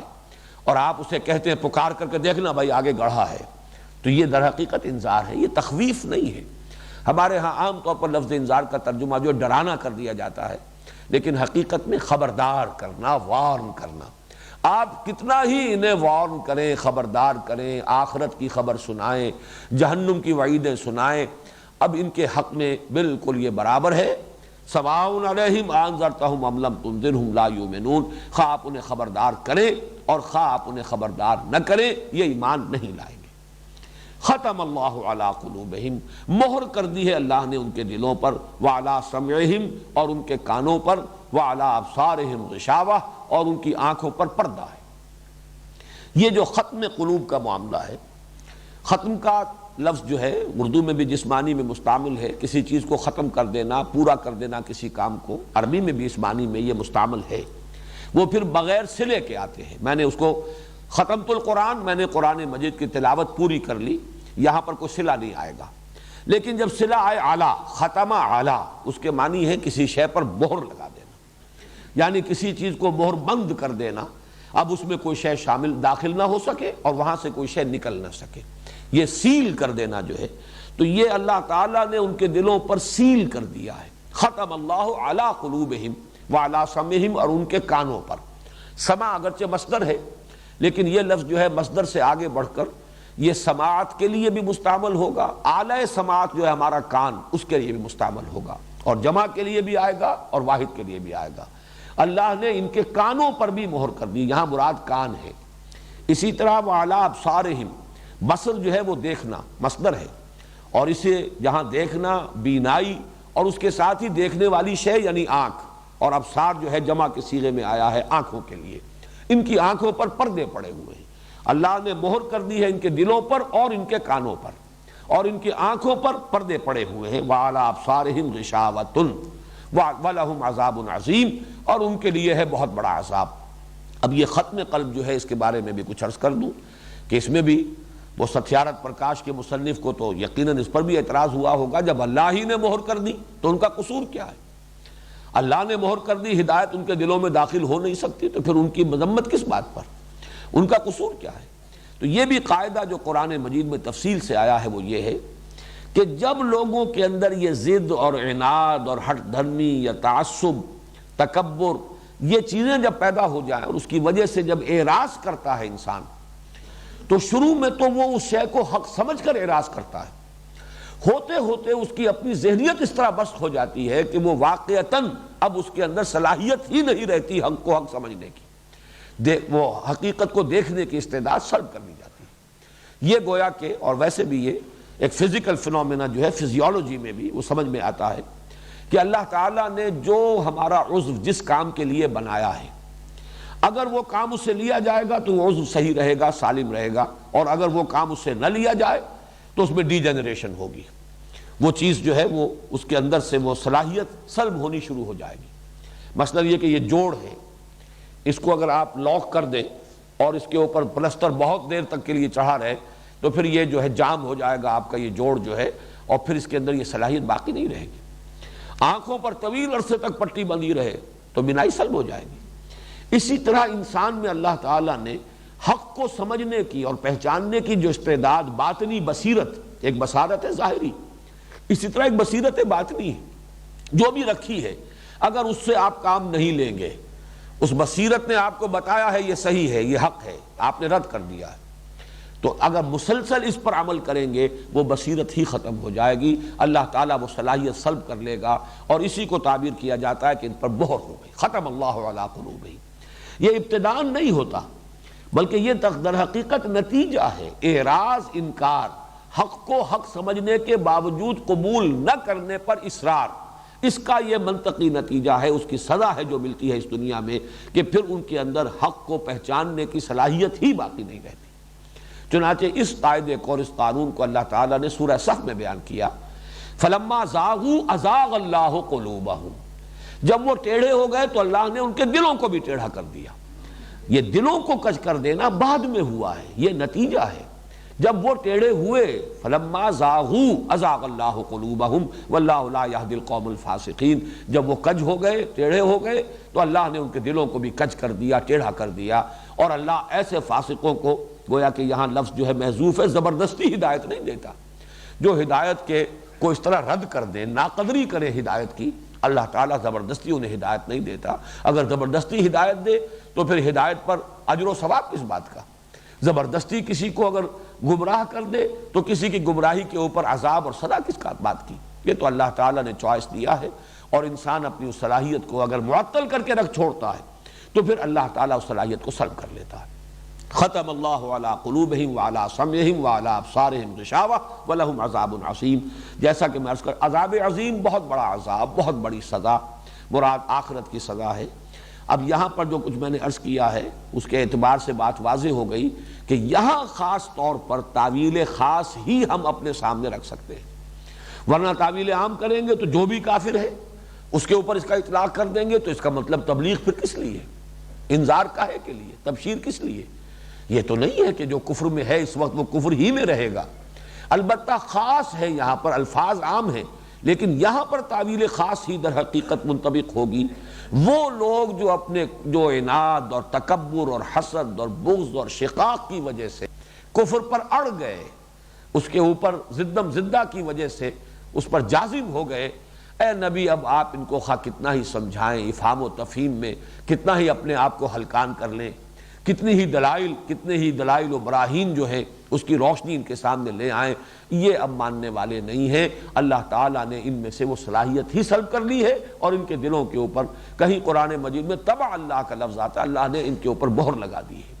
ٹھپا لگا دیا ہے، اور کہیں یہ کہ ختم اللہ علی قلوبہم وعلی سمعہم، اللہ نے ان کے دلوں پر اور ان کے آنکھوں پر، ان کے کانوں پر مہر لگا دی ہے۔ اسلوب ذرا سا مختلف کیا گیا آنکھوں کے لیے، آنکھوں پر پردے ہیں، اس لیے کہ آنکھ صرف سامنے دیکھتی ہے، جو فیلڈ آف ویژن ہے وہ ہمارا محدود ہے، تھوڑا دائیں تھوڑا بائیں، لیکن کان اور دل کا معاملہ یہ در حقیقت یہ کسی خاص سمت سے اس کا معاملہ نہیں ہے، آواز کسی بھی سمت سے کان میں آ جائے گی۔ اسی طریقے سے دل جو ہے، اصل دل ہمارا، یہ دل صرف یہ دل نہیں کہ جو بلڈ کو پمپ کرنے والا ہے، بلکہ وہ جو معنوی حقیقت ہے انسان کی، جو مسکن ہے روح کا، یہ بھی اس کے لیے بھی کوئی خاص سمت نہیں ہے کہ اسی سے اس کو کوئی خبر پہنچ رہی ہو اور معلومات پہنچتی ہو، بلکہ یہ کہ وہ بھی چونکہ ہر طرف سے اس کے اندر جو ہے حقائق کا ادراک اور شعور ہو سکتا ہے، اس اعتبار سے وہاں لفظ استعمال کیا ختم۔ اور آنکھ کے لیے چونکہ وہ سامنے ہی کی چیز ہے، ایک ہی سمت میں انسان دیکھتا ہے، اس لیے وہاں پردہ لیا ہے۔ ختم اللہ علی قلوبہم وعلی سمعہم وعلی ابصارہم غشاوہ ولہم عذاب عظیم۔ میں چند منٹ آپ کے اور لوں گا آج، کل پھر ہم اس کی تلافی کر لیں گے۔ یہ ہے کچھ وقت جی تو ٹھیک ہے۔ ان آیات کے لیے جو مصنع ہے قرآن مجید میں وہ سورہ یاسین کی ابتدائی آیات ہیں۔ میں صرف چاہتا ہوں کہ وہ بھی آپ کے سامنے آ جائیں تاکہ تقابل ہو جائے ان آیات کا جو آج ہم نے پڑھی ہے اور سورہ یاسین کی ابتدائی آیات۔ یاسین والقرآن الحکیم انک لمن المرسلین علی صراط مستقیم۔ اب یہاں لفظ صراط خاص طور پر، یوں چونکہ سورہ فاتحہ میں صراط آ چکا ہے، اہدنا الصراط المستقیم، سورہ بقرہ کے آغاز میں صرف لفظ ہدایت آیا، صراط کا لفظ دوبارہ جو ہے دہرا کر نہیں لایا گیا۔ قرآن کا من جانب اللہ ہونا اس میں کوئی شک نہیں، والقرآن الحکیم، قسم ہے قرآن کی جو حکمت بھرا ہے، یقیناً اے محمد آپ اللہ کے رسول ہیں۔ تنزیل العزیز الرحیم لتنذر قوم ما انذر آباؤہم فہم غافلون لقد حق القول علی اکثرہم۔ ان میں سے اکثریت پر اللہ کا حق، اللہ کا فیصلہ جو ہے وہ نافذ ہو چکا ہے۔ حق القول علی اکثرہم یعنی اللہ تعالیٰ کا وہ قانون جو ہے کہ جو مسلسل اپنے ضد اور تکبر کی بنا پر حق سے اعراض کرے گا اس کے اندر سے صلاحیت سلب کر لی جائے گی، وہ قانون جو ہے ان کے اوپر منطبق ہو چکا ہے، یہ اس کی زد میں آ چکے ہیں۔ لقد حق القول علی اکثرہم فہم لا یؤمنون انا جعلنا فی اعناقہم اغلالا فہی الی الاذقان فہم مقمحون۔ ہم نے ان کی گردنوں میں طوق لٹکا دیے ہیں اور وہ ان کے ٹھوڑیوں تک آئے ہوئے ہیں، جس کی وجہ سے کہ ان کی گردنیں الل گئی ہیں پیچھے کی طرف۔ یہ گویا کہ معنن اشارہ ہو رہا ہے تکبر میں گردن اکڑ جاتی ہے۔ یہ جو گردنیں اکڑی ہوئی ہیں ابو جہل کی اور اسی طریقے سے اور جو دوسرے عقبہ ابن ابی معیط کی، اصل میں تمہیں نظر نہیں آ رہا، ان کے گلے میں، ان کی گردنوں میں ہم نے طوق ڈال دیے ہیں، اور وہ طوق بھی اتنے ہیں کہ ان کی ٹھوڑیوں تک پہنچے ہوئے، جس کی وجہ سے کہ ان کی گردنیں اکڑی ہوئی ہیں اور سل الل گئے ہیں۔ وَجَعَلْنَا مِن بَيْنِ أَيْدِيهِمْ سَدًّا وَمِن خَلْفِهِمْ سَدًّا، ہم نے ان کے سامنے بھی دیوار حائل کر دی ہے، رکاوٹ کھڑی کر دی، اور پیچھے بھی، یعنی سامنے کے حقائق نظر نہیں آ رہے اور پیچھے کی جو تاریخ ہے انسانی۔ اب یہ ہے جو سورہ یاسین، یہ مکی صورت ہے، اور مکی صورتوں میں یہ سارے مضامین تفصیل سے آئے ہیں، انبیاء اور رسل کے حالات و واقعات، وہ ان کی خبریں، وہ تاریخ، تو ان سب میں سے کسی سے بھی وہ سبق حاصل کرنے کو تیار نہیں۔ فَأَغْشَيْنَاهُمْ فَهُمْ لَا يُبْصِرُونَ، اب ہم نے ان کو ہر طرف سے ڈھانپ دیا ہے اور یہ دیکھ نہیں رہے۔ اب وہ الفاظ آ گئے وَسَوَاءٌ عَلَيْهِمْ أَأَنذَرْتَهُمْ أَمْ لَمْ تُنذِرْهُمْ لَا يُؤْمِنُونَ، بالکل برابر ہے ان کے حق میں یا ان پر کہ آپ ان کو خبردار کریں یا نہ کریں، یہ ایمان نہیں لائیں گے۔ انما تنذر من اتبع الذکر وخشی الرحمن بالغیب، یہ دیکھیے بالغیب پھر آیا۔ اے نبی آپ تو خبردار کر سکتے ہیں انہی کو جو ذکر کی پیروی کرے، جو یاد دہانی آئی ہے اسے قبول کرے اور رحمان سے ڈرتے ہوں، اللہ کی خشیت ان کے دلوں میں ہو غیب میں ہونے کے باوجود۔ فَبَشِّرْهُ بِمَغْفِرَةٍ وَأَجْرٍ کریم، تو ایسے انسان کو اے نبی آپ بشارت دیجئے مغفرت کی اور اجر کریم کی۔ اللہم ربنا اجعلنا منہم، اللہم ربنا اجعلنا منہم، آمین یا رب العالمین۔